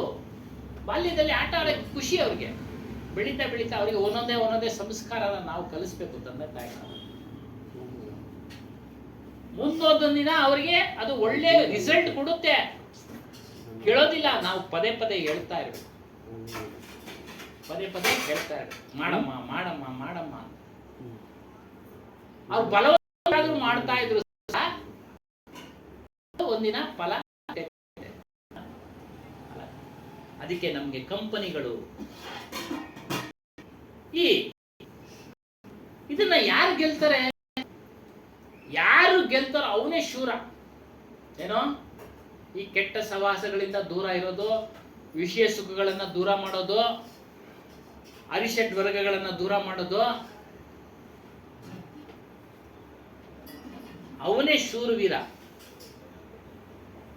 ಭ್ರಾಂತಿ, ಮಿಸ್ಅಂಡರ್ಸ್ಟ್ಯಾಂಡಿಂಗ್ ಎಲ್ಲ ನಾವು ಮಕ್ಕಳಿಗೆ ತಪ್ಪು ಮಾಹಿತಿ ಕೊಡ್ತಾ ಇದ್ದೀವಿ, ಮಿಸ್ಅಂಡರ್ಸ್ಟ್ಯಾಂಡಿಂಗ್ ಮಾಡಿಸ್ತಾ ಇದ್ದೀವಿ. ಅಲ್ಲಿ ಕತೆ ಹೇಳಿದ್ವಲ್ಲ, ಅದೆಲ್ಲ ಮಿಸ್ಅಂಡರ್ಸ್ಟ್ಯಾಂಡಿಂಗ್ ಅಲ್ವಾ? ಮಿಸ್ಅಂಡರ್ಸ್ಟ್ಯಾಂಡಿಂಗ್ ಅಲ್ವಾ ಸರ್? ಯಾರಾದ್ರೂ ಒಂದು ವಿಗ್ರಹ, ಬೆಳ್ಳಿ ಆಭರಣ, ಮುತ್ತು ವಜ್ರ ವೈಡೂರ್ಯ ಕೊಟ್ಬಿಡ್ತಾರ? ಕೊಡ್ತಾ ಇದೀಯಾ? ಕೊಟ್ಟಿರೋದನ್ನ ನೋಡಿದ್ದೀರಾ ನೀವು? ಇಲ್ಲ ನಾವು ನೋಡಿದ್ದೀವ? ನಾವು ಎಲ್ಲ ಸಣ್ಣ ವಯಸ್ಸಿನಲ್ಲಿ ಪೂಜೆ ಮಾಡಿದ್ವಿ. ನಾವೇನು ಬಂದಿದ್ವಿ ಹಂಗೆ ಬಂದ್ಬಿಟ್ವಾ? ಸಣ್ಣ ವಯಸ್ಸಿನಲ್ಲಿ ನವಗ್ರಹ ಎಲ್ಲ ಸುತ್ತಾ ಇದ್ವಿ. ಪಕ್ಕದಲ್ಲಿ ಈಶ್ವರನ ದೇವಸ್ಥಾನ ಇತ್ತು. ಬೆಳಿಗ್ಗೆ ಎದ್ದು ಕೈ ಕಾಲು ಮುಖ ತೊಳ್ಕೊಂಡೋಗಿ ನಮಸ್ಕಾರ ಮಾಡೋದು, ಪೂಜೆ ನಮ್ಮ ಬರೋದು ಎಲ್ಲ ಮಾಡ್ತಾ ಇದ್ವಿ. ಸಿರಿವಂತನ ನಾನು ಮಾಡಲೇ ಇಲ್ಲ. ನನ್ನ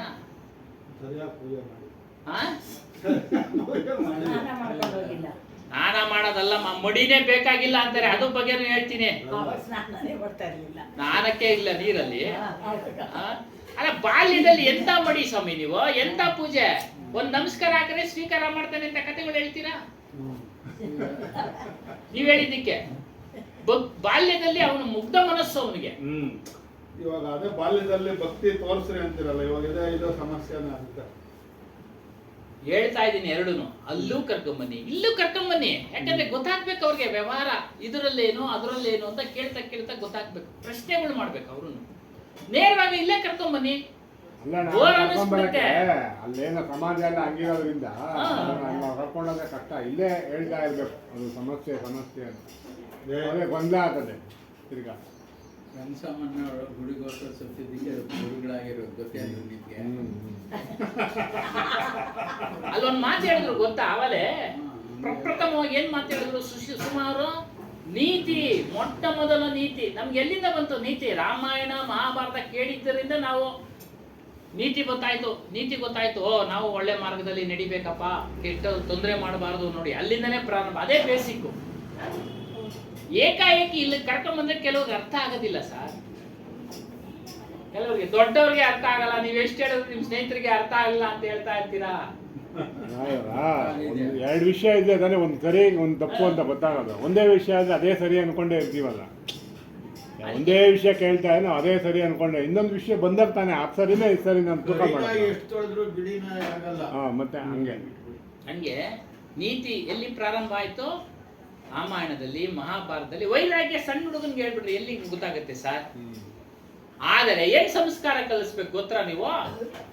ದೊಡ್ಡವರಿಗೆ, ಹಿರಿಯರಿಗೆ ನಮಸ್ಕಾರ ಮಾಡುವಂಥದ್ದು ಸಂಸ್ಕಾರ ಕಲಿಸ್ಬೇಕು. ಆಮೇಲೆ ಪ್ರತಿ ತಿಂಗಳು ಕರ್ಕೊಂಡು ಬರ್ತಾ ಇದ್ರೆ ಅದನ್ನ ಅವ್ರು ಪಕ್ಕಕ್ಕೆ ಕೇಳ್ತಾರೆ, ಪ್ರಶ್ನೆ ಮಾಡ್ತಾರೆ. ಅದು ತಿಳಿದಿರ್ಬೇಕು ಜ್ಞಾನ. ಇಲ್ಲಾಂದ್ರೆ ಟೋಪಿ ಹಾಕ್ಬಿಡ್ತಾರೆ. ಮೋಹದ ಕತೆ ಹೇಳ್ಬಿಟ್ಟು ಟೋಪಿ ಹಾಕ್ಬಿಡ್ತಾರೆ. ಅದ್ರ ಬಗ್ಗೆನೂ ಗೊತ್ತಿರ್ಬೇಕು, ಅಲ್ಲೇನು ಇಲ್ಲ ಅಂತ. ಅಲ್ಲೇನು ಇಲ್ಲ ಅಂತ ಅದ್ರ ಬಗ್ಗೆನೂ ತಿಳಿದಿರ್ಬೇಕು. ಇಲ್ಲ ಅಂದ್ರೆ ಹೋಮ ಹವನ ಹಾ. ಜೀವನದಾಗೆ ಫೈನಾನ್ಷಿಯಲ್ ಸ್ಟೇಟಸ್ಸು ಚೆನ್ನಾಗಿರೋ ತನಕ ಯಾರು ದೇವ್ರ ದಿನ ಬಿಟ್ಟು ಬರಲ್ಲ ನಾನು, ಅದು ಸತ್ಯ ತಿಳ್ಕೊಳ್ಳಿ. ಇಲ್ಲ ಒಂದು ಸಮಸ್ಯೆ ಆಗಬೇಕು, ಅವಾಗೆ ಏನೋ ಒಂದು ಹುಡುಕೋಕೆ ಬರೋದು, ಇಲ್ಲ ಅಂದರೆ ಬರಲ್ಲ ಸಮಾಜ. ಎಲ್ಲ 4 ಮೂಲೆ ಸರಿಯಾಗಿದೆ, ಅವ್ನು ಇನ್ನೇನು ಬೇಕಣ್ಣ, ಯಾವುದು ಬೇಕಾಗಿಲ್ಲ ಅವನು. ಏನಾಗಿದೆ ಅಂತಂದ್ರೆ ಸಮಾಜ ಇವಾಗ ಔಷಧಿಗಳು ತಗೊಳ್ಬೇಕಾದ್ರೆ ಕಿಡ್ನಿಗೆ, ಮೀನಿನಲ್ಲಿ ಔಷಧಿ ಕೊಡು ಅಂತ ಹೇಳ್ತಾರೆ. ಇವನಿಗೆ ಬದುಕೋದಿಕ್ಕೆ ಆಸೆ ಮನುಷ್ಯನಿಗೆ, ನಾನು ಇನ್ನೂ ಬದುಕಬೇಕು ಅನ್ನೋ ಆಸೆ. ಹಾಗೇನು ಮಾಡ್ತಾನೆ, ಅದನ್ನು ಊಟ ಮಾಡ್ತಾರೆ, ಮಾಂಸಾಹಾರ ಆಯ್ತದು. ಯಾವಾಗ ತತ್ವವನ್ನು ತಿಳಿದಿರ್ತಾನೋ ಅವನೇನು ಮಾಡ್ತಾನೆ, ಊಟ ಮಾಡೋದಿಲ್ಲ. ಅದನ್ನ ಕಿಡ್ನಿ ಫೇಲ್ಯೂರ್ ಆದರೂ ಹಿಂಗೆ ಹೇಳಿದ್ದಾರೆ ಅಂದರೆ ಬೇಡಪ್ಪ ಸಾಕು, ಇಲ್ಲಿವರೆಗೂ ಮಾಡಿರ್ತಕ್ಕಂಥ ಪಾಪ ಕೃತ್ಯಗಳೇ ಸಾಕು. ಅದನ್ನು ಕೇಳಿಲ್ಲ, ಅವ್ರೇನು ಮಾಡ್ತಾರೆ, ಇವ್ರು ಹೇಳ್ದಂಗೆ ನಾನಿನ್ನೂ ಬದುಕಬೇಕು ಅನ್ನೋ ಆಸೆಯಿಂದ ಹೋಗ್ತಾರೆ.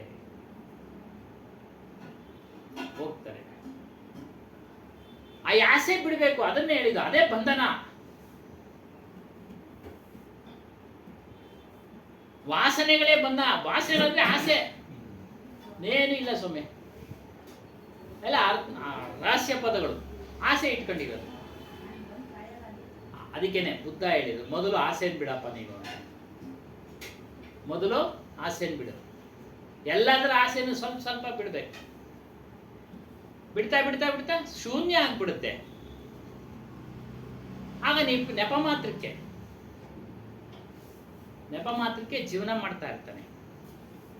ಹೇಳ್ತಾರೆ, ತಿನ್ನೋ ಆಸೆನ ಬಿಡಬೇಕು, ನನಗೆ ಇಂಥದ್ದೇ ಬೇಕು ಅಂತ.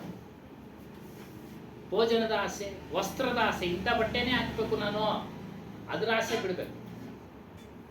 ತತ್ವೋಪದೇಶ ಹಾಕಿದ್ದಾರೆ ಸುಮ್ಮನೆ ಬೋರ್ಡ್ನಲ್ಲಿ, ಇವತ್ತು ಬೇರೆ ಹಾಕೋಣ. ಬೇರೆ ಹಾಕ್ಬಿಟ್ರಾ ಆಗ್ಲೇ? ತತ್ವೋಪದೇಶದಿಂದ ಭ್ರಮೆನ ನಾವು ಬಿಡೋದಕ್ಕೆ ಸಾಧ್ಯ. ಭ್ರಮೆಯಲ್ಲಿ ಭ್ರಮೆ, ಅವಲೇ ಹೊರಡು ಚೆನ್ನಾಗಿತ್ತದು. ಭ್ರಮೆಯಲ್ಲಿ ಭ್ರಮೆ, ಇದು ಚೆನ್ನಾಗಿದೆ. ನಮ್ಮಿಂದಾನೇ ಬದಲಾವಣೆ, ನಾವೇ ಫಸ್ಟ್ ಬದಲಾಗಬೇಕು ಅಂತ. ನಾವೇ ಬದಲಾವಣೆ ಆಗ್ಬೇಕು, ಬೇರೆಯವ್ರನ್ನ ಬದಲಾಯಿಸಕ್ಕಾಗಲ್ಲ, ನಾವೇ ಬದಲಾವಣೆ ಆಗ್ಬೇಕು. ಬೇರೆಯವರೇ ಕೇಳಿದ್ರೆ ಹೇಳೋದು, ಇಲ್ಲ ಅಂದ್ರೆ ಸುಮ್ಮನಿರೋದು. ಏನಪ್ಪ ನಿನ್ನ ಹೆಸರು ಪುಟ್ಟು ಅಂತ ಕೇಳ್ತಾರೆ, ಅವಾಗ ಅಂತವ್ರು ಅಲ್ಲಿವರೆಗೂ ಸಾಧನೆ ಮಾಡಬೇಕು. ಒಂದೊಂದು ಬಿಡ್ತೀವಿ ನಮ್ಮ ಸ್ನೇಹಿತರ ಹತ್ರ, ಯಾವಾಗ ನಾವು ಒಂದೊಂದ್ಸರಿ ಮೊದಲೇ ಹೇಳಕ್ಕಲ್ವ ನೀವು ನಮ್ಗೆ ಅಂತಾರೆ. ಮೊದಲೇ ಹೇಳಿ ನೀವು ಕೇಳ್ಬೇಕಲ್ವಾ? ಏಟ್ ಬಿದ್ದಾಗ ಹೇಳಿದ್ರೆ ಕೇಳೋದು, ಏಟ್ ಬೀಳಕ್ ಮುಂಚೆ ಹೇಳಿದ್ರೆ ಕೇಳೋದು. ಆದ್ರೂ ಏನು ಅವ್ರ ಬದಲಾವಣೆ ಆಗಲ್ಲ. ಯಾಕಂದ್ರೆ ಮಾಯಾ ಪ್ರಪಂಚ, ತಿನ್ನೋ ಆಸೆ, ಇದರಿಂದನೇ ಆರೋಗ್ಯ ನಮ್ಗೆ ಅನ್ನೋದು ತಿಳ್ಕೊಂಡ್ಬಿಟ್ಟಿದ್ದಾರೆ, ಇದರಿಂದನೇ ನಮ್ಗೆ ಶಕ್ತಿ ಅನ್ನೋದು ತಿಳ್ಕೊಂಡ್ಬಿಟ್ಟಿದ್ದಾರೆ. ಸಾತ್ವಿಕ ಆಹಾರದಲ್ಲಿ ಶಕ್ತಿ ಇಲ್ವಾ? ಇದೇ ಸ್ವಾಮಿ. ಗೋಲ್ಡ್ ಮೆಡಲಿಸ್ಟ್ ಸಸ್ಯಾಹಾರಿ ಅಂತ ಸುಶೀಲ್ ಕುಮಾರ್ ಯಾರೋ ವೃತ್ತಿಪಟ್ಟು ಸಸ್ಯಾಹಾರಿ, ಗೋಲ್ಡ್ ಮೆಡಲ್ ಅದನ್ನ ತಗೊಂಡು ಬಿಡಕ್ ತಯಾರಿಲ್ಲ. ಇದೆಲ್ಲೋ ಸೇರುತ್ತೆ. ನಂದು ಹಿಮೋಗ್ಲೋಬಿನ್ 16 ಐತೆ. ಆ ಅಮ್ಮ ಟೆಸ್ಟ್ ಮಾಡಿದಾಗ ದಿಗುಲ್ ಬಿದ್ದು ಆಶ್ಚರ್ಯ ಪಟ್ಟು, ಏನ್ರಿ 16 ಐತೆ ಹಿಮೋಗ್ಲೋಬಿನ್, ರಕ್ತದಾಗೆ ಹಿಮೋಗ್ಲೋಬಿನ್ 14 ಇರ್ಬೇಕು ಅಷ್ಟೇ, 14ರಿಂದ 15 ಮೇಲಿಗೆ ಹೋದಾಗೆಲ್ಲ BP ಚೆಕ್ ಮಾಡ್ತಾರೆ. ನಮ್ದು ನಾರ್ಮಲ್ ನಾರ್ಮಲ್ ಆಗೈತ್ರಿ. ಏನ್ ಕೆಲಸ ಮಾಡ್ತೀರಾ? ಏನಿಲ್ಲ, ರಿಟೈರ್ಡ್ ಹೆಂಗ್ ಕಳೀತಾ ಇದೆ ನೋಡಿ, ಹಿಂಗ್ ಕಳೀತಾ ಇದೀವಿ. ಅದಕ್ಕೆ ರೀ ಪಲ್ಸು ಕರೆಕ್ಟ್ ಆಗೈತ್ರಿ. ಶುಗರ್ ಇರ್ಬೋದು, ಇಲ್ಲ ಅಂತ ಹೇಳಿಲ್ಲ. ಒಂದಿನ ಇವಾಗ ನೆನೆ ಜಾಮೂನ್ ತಿನ್ಬಿಟ್ವಿ ಫಂಕ್ಷನ್ ಅಲ್ಲಿ, ಇನ್ನು 2 ದಿನ ಸಿಹಿ ತಿನ್ನಲ್ಲ ನಾನು. ಏನ್ ಸಮಯ ಹಂಗೆ ಕಂಟ್ರೋಲ್ ಮಾಡ್ಬೇಕು. 2 ದಿನ ಫಂಕ್ಷನ್ನಾಗ ಎಲ್ಲ ತಿಂತಾ ಇರ್ತಾರೆ, ನಾವು ತಿನ್ಬಿಡ್ತೀವಿ. ಕಂಪ್ನಿ ನೋಡಿ, ಅದು ಕಂಪ್ನಿ ಇದೆ ಅಲ್ಲಿ ನಮ್ಮ ತಿನ್ನಲ್ಲ ಅನ್ನೋದು ಫೀಲಿಂಗ್ ಬರಬಾರ್ದು ಮನುಷ್ಯನಿಗೆ. ಅಂದ್ರೆ ಕಡಿಮೆ ತಿನ್ನಿ ಅಷ್ಟೇ, ಕಡಿಮೆ ತಿನ್ನಿ. ನಿಮ್ಮ ಆರೋಗ್ಯ ನಿಮ್ಗೆ ಗಮನ ಕೊಡಿ. ಏನ್ ಬೇಕೋ ಮಾಡ್ಕೊಳ್ಳಿ, ಅಷ್ಟೇ, ಏನಿಲ್ಲ. ಹಾಗಾಗಿ ನಮ್ಮ ಕಂಪ್ನಿಗಳು ಚೆನ್ನಾಗಿರ್ಬೇಕು. ವಿಷಯ ವಾಸನೆಗಳು ಇವುಗಳನ್ನೆಲ್ಲ ನಾವು ದೂರ ಇಟ್ರೇನೆ ನಮಗ್ ಬಿಡುಗಡೆ. ಇಲ್ಲ ಅಂದ್ರೆ ಬಂಧನನೇ. ಆಗ್ಲೇ ಹೇಳ್ತಾ ಇದ್ರೆ ಹುಡ್ತಾ ಇದ್ವಿ ಸಾಯ್ತಾ ಇದ್ವಿ, ಹುಡ್ತಾ ಇದ್ವಿ ಸಾಯ್ತಾ. ನೀತಿ ಪಾಠದ ಜೊತೆಗೆ ನಮ್ಮ ನಡೆನುಡಿಗಳು ಸಹ ಚೆನ್ನಾಗಿರ್ಬೇಕು. ಅಲ್ಲ, ಇದು ಆ ಜ್ಞಾನದ ಜೊತೆಯಲ್ಲಿ ನಮ್ಮ ನಡೆನುಡಿಗಳು ಚೆನ್ನಾಗಿರ್ಬೇಕು ಅಂತ ತಿಳಿದುಬಿಟ್ಟಿದ್ದೀನಿ. ತತ್ವೋಪದೇಶ ಆಗ್ಬಿಟ್ಟಿದೆ. ಅದನ್ನು ಹೇಳ್ತಾರೆ. ಹಾಗಂತ ತಿಳಿದು ಪಂಚ ವಿಷಯಗಳ ಕಡೆ ನುಗ್ಗಿದ್ರೆ ಏನು ಪ್ರಯೋಜನ ಇಲ್ಲ. ಕಬೀರ್ ಸಾಹೇಬ್ರು ಅದೇ ಹೇಳಿದ್ರು, ನಿರ್ಲಿಪ್ತವಾದಂತ ಅದಕ್ಕೆ ಹೆಸರು. ಬ್ರಹ್ಮ ನಾನೇ ಬ್ರಹ್ಮ, ನನ್ನ ಸ್ವರೂಪವೇ ಬ್ರಹ್ಮ ತಿಳಿದ್ಬಿಟ್ಟಿದ್ದೀನಿ. ನಾನೇನ್ ಮಾಡಿದ್ರು ಇನ್ನ ನನಗೇನು ಪಾಪ ಇಲ್ಲ ಅನ್ನ ತಿಳ್ಕೊಂಡು ಮಾಡ್ತಾರಲ್ಲ, ಅದು ತಪ್ಪು ಅಂತ ಹೇಳ್ತಾರೆ ಕಬೀರ್ ಸಾಹೇಬ್. ನನಗೇನು ಅಂಟೋದಿಲ್ಲ ಅಂತ, ನಾನು ಬೇರೆ ಇದ್ದೀನಿ.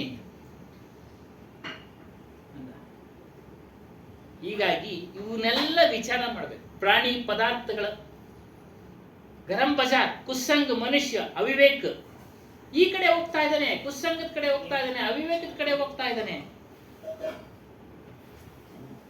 ಅವಿವೇಕದ ಕಡೆ ಹೋಗ್ತಾ ಇದ್ದಾನೆ, ಭ್ರಮೆಗಳ ಕಡೆ ಹೋಗ್ತಾ ಇದ್ದಾನೆ, ಭ್ರಮೆಗಳ ಕಡೆ ಹೋಗ್ತಾ ಇದ್ದಾನೆ.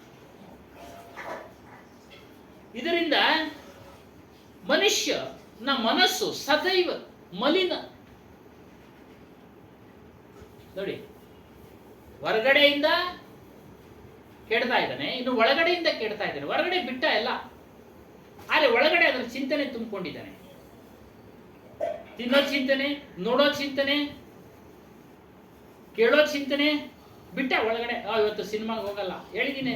ಹನುಮಾನ್ ಸಾಹೇಬ್ರು ಉದಾಹರಣೆ ಕೊಡೋದು, ನಾನು ಸಿನಿಮಾಗೆ ಹೋಗಬಾರ್ದು, ಇವತ್ತು ಹೋಗಬಾರ್ದು, ಅಲ್ಲ ಯಾವಾಗಲೂ ಹೋಗಬಾರ್ದು ಅಂತ ಡಿಸೈಡ್ ಮಾಡ್ಬಿಟ್ಟಿದ್ದೀನಿ.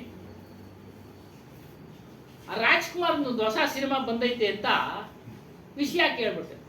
ಅದನ್ನ ಕುರಿತು ಇಲ್ಲಿ ಚಿಂತನೆ ಮಾಡೋದು ಮನೆಯಲ್ಲಿ ನೋಡಿ, ಅದು ಕೂಡ ಬಿಡಬೇಕು ಅಂತ ಹೇಳ್ತಾರೆ.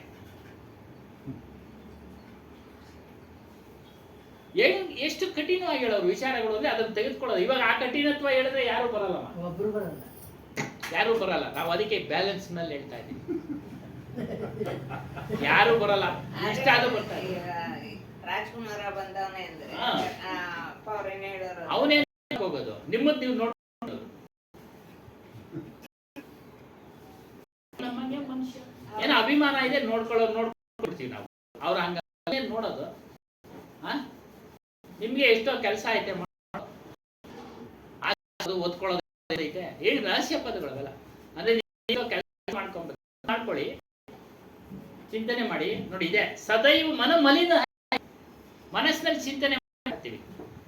ಪಿಕ್ಚರ್ಗೆ ಹೋಗಲ್ಲ, ದೈಹಿಕವಾಗಿ ಹೋಗಲ್ಲ, ಮಾನಸಿಕವಾಗಿ ಅಲ್ಲಿ ಕುತ್ಕೊಳ್ಳಿಲ್ಲ ಹೋಗಿ, ಆದ್ರೆ ಇಲ್ಲಿ ಮನಸ್ಸಿನಲ್ಲಿ ಚಿಂತನೆ ಮಾಡ್ತಾ ಇದ್ದೀವಿ.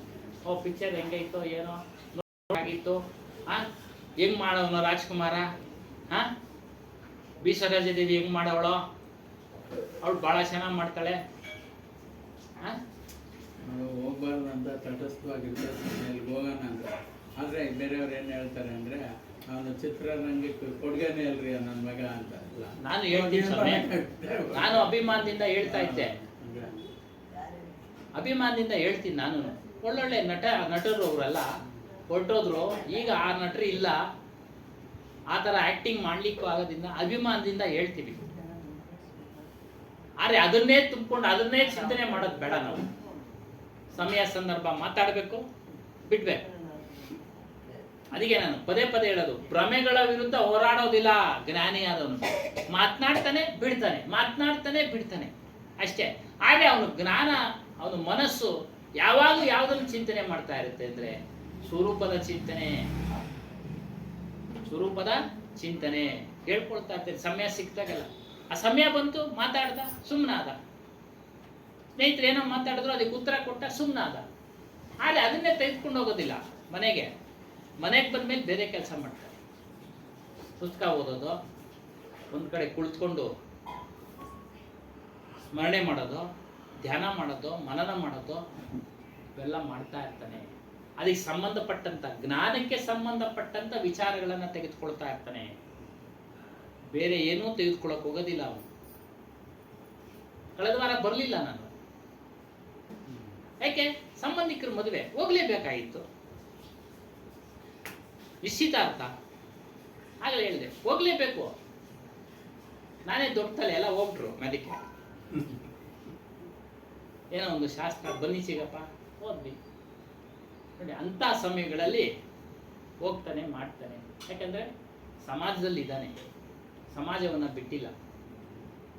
ಸಮಾಜವನ್ನ ನೀವು ಬಿಡಬೇಕಾದ್ರೆ ಹೋಗಿ ಆಶ್ರಮಕ್ಕೆ ಸನ್ಯಾಸಿಗಳಾಗಿ ಥರ ಸೇರ್ಕೊಂಡ್ಬಿಟ್ಟು ಅವ್ರದ್ದೇ ಒಂದು ಸಮಾಜ ಇರುತ್ತೆ, ಆ ಸಮಾಜದಲ್ಲಿ ಹೋಗ್ತಾ ಇದ್ರು. ಆದರೆ ನೋಡಿ, ಬ್ರಹ್ಮಚಾರಿಯಾಗಿದ್ದು ಸಹ ಮೋಕ್ಷ ಪಡಿಬಹುದು, ಗೃಹಸ್ಥನಾದರೂ ಸಹ ಮೋಕ್ಷ ಪಡಿಬಹುದು. ಇದನ್ನೆಲ್ಲ ಕಳಿಸ್ಕೊಳ್ಬೇಕು, ದೂರ ಮಾಡಬೇಕು, ದೂರ ಮಾಡಬೇಕು. ಅದಕ್ಕೆ ಎಲ್ಲಿ ಹೇಳ್ತಾರೆ, ಮನಸ್ಸು ಸದೈವ ಮಲಿನವಾಗಿದೆ, ಅದಕ್ಕೆ ಚಿಂತನೆ ಮಾಡ್ತಾರೆ. ಎಷ್ಟು ಆಶ್ರಮಗಳು ಸರ್?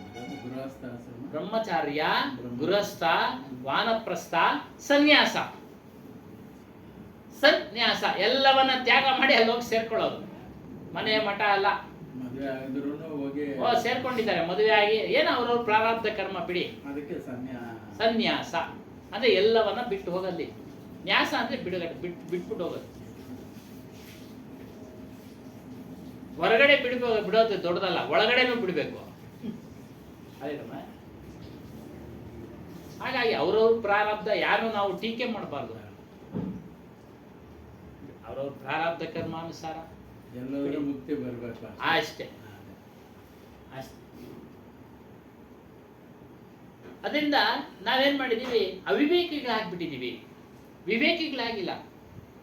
ಇದರಲ್ಲೇ ಒಂದ್ ಕಡೆ ಹೇಳ್ತಾರೆ, ಮನುಷ್ಯ ಹುಟ್ಟುವಾಗಲೇ ಜ್ಞಾನದ ಬೀಜ ಅವ್ರ ಜೊತೆಯಲ್ಲೇ ಇರುತ್ತೆ, ವಿವೇಕದ ಬೀಜ. ಅದು ಮರ ಆಗೋದಿಕ್ಕೆ, ಬೆಳೆದು ಮರ ಆಗೋದಿಕ್ಕೆ ಸಾಂಗತ್ಯ ಬೇಕು, ಸಜ್ಜನರ ಸಾಂಗತ್ಯ, ಗುರುಗಳ ಸಾಂಗತ್ಯ. ಅಂದ್ರೆ ಅವರ ಒಂದು ದರ್ಶನ, ಸಮೀಪ ಕೂತ್ಕೊಳ್ಳೋದು, ಸತ್ಸಂಗ ಕೇಳೋದು.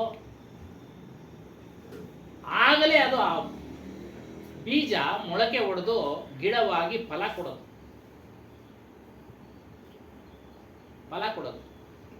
ಅಂದ್ರೆ ಎಲ್ಲರಲ್ಲೂ ಸಹ ಅರಿವು ಅನ್ನೋದಿದೆ.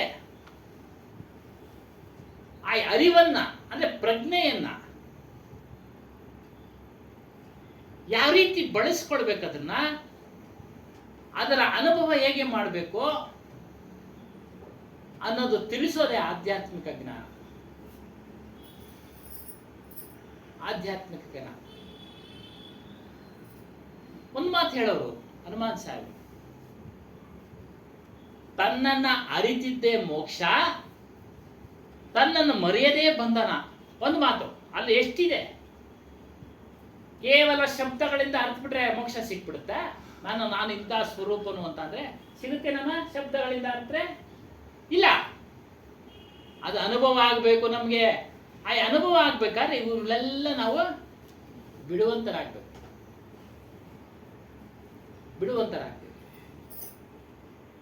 ನಾನು ಅಂದ್ರೆ ಏನು, ದೇಹ ಅಂದ್ರೆ ಏನು, ದೇಹ ಏನೇನು ಭಾಗ ಮಾಡಿದ್ದಾರೆ, ಅಂತಃಕರಣ ಚತುಷ್ಟಯ ಮಾಡಿದ್ದಾರೆ, ಅನ್ನಮಯ ಕೋಶ ಮಾಡಿದ್ದಾರೆ, ಮನೋಮಯ ಕೋಶ ಮಾಡಿದ್ದಾರೆ. ಈ ದೇಹ ಜಡ, ನಿನ್ನ ಸ್ವರೂಪ ಚೈತನ್ಯ. ಅದು ಜಡದ ಶಕ್ತಿ ಒಂದು, ಇನ್ನೊಂದು ಶಕ್ತಿ ಹೇಳಿದ್ರು ಯಾರು, ಸುನೀತಾ ಮಾತಾಜಿ ಅವರು. ಏನೋ ದೈವಿಕ ಶಕ್ತಿನೇನು ಹೇಳಿದವರು.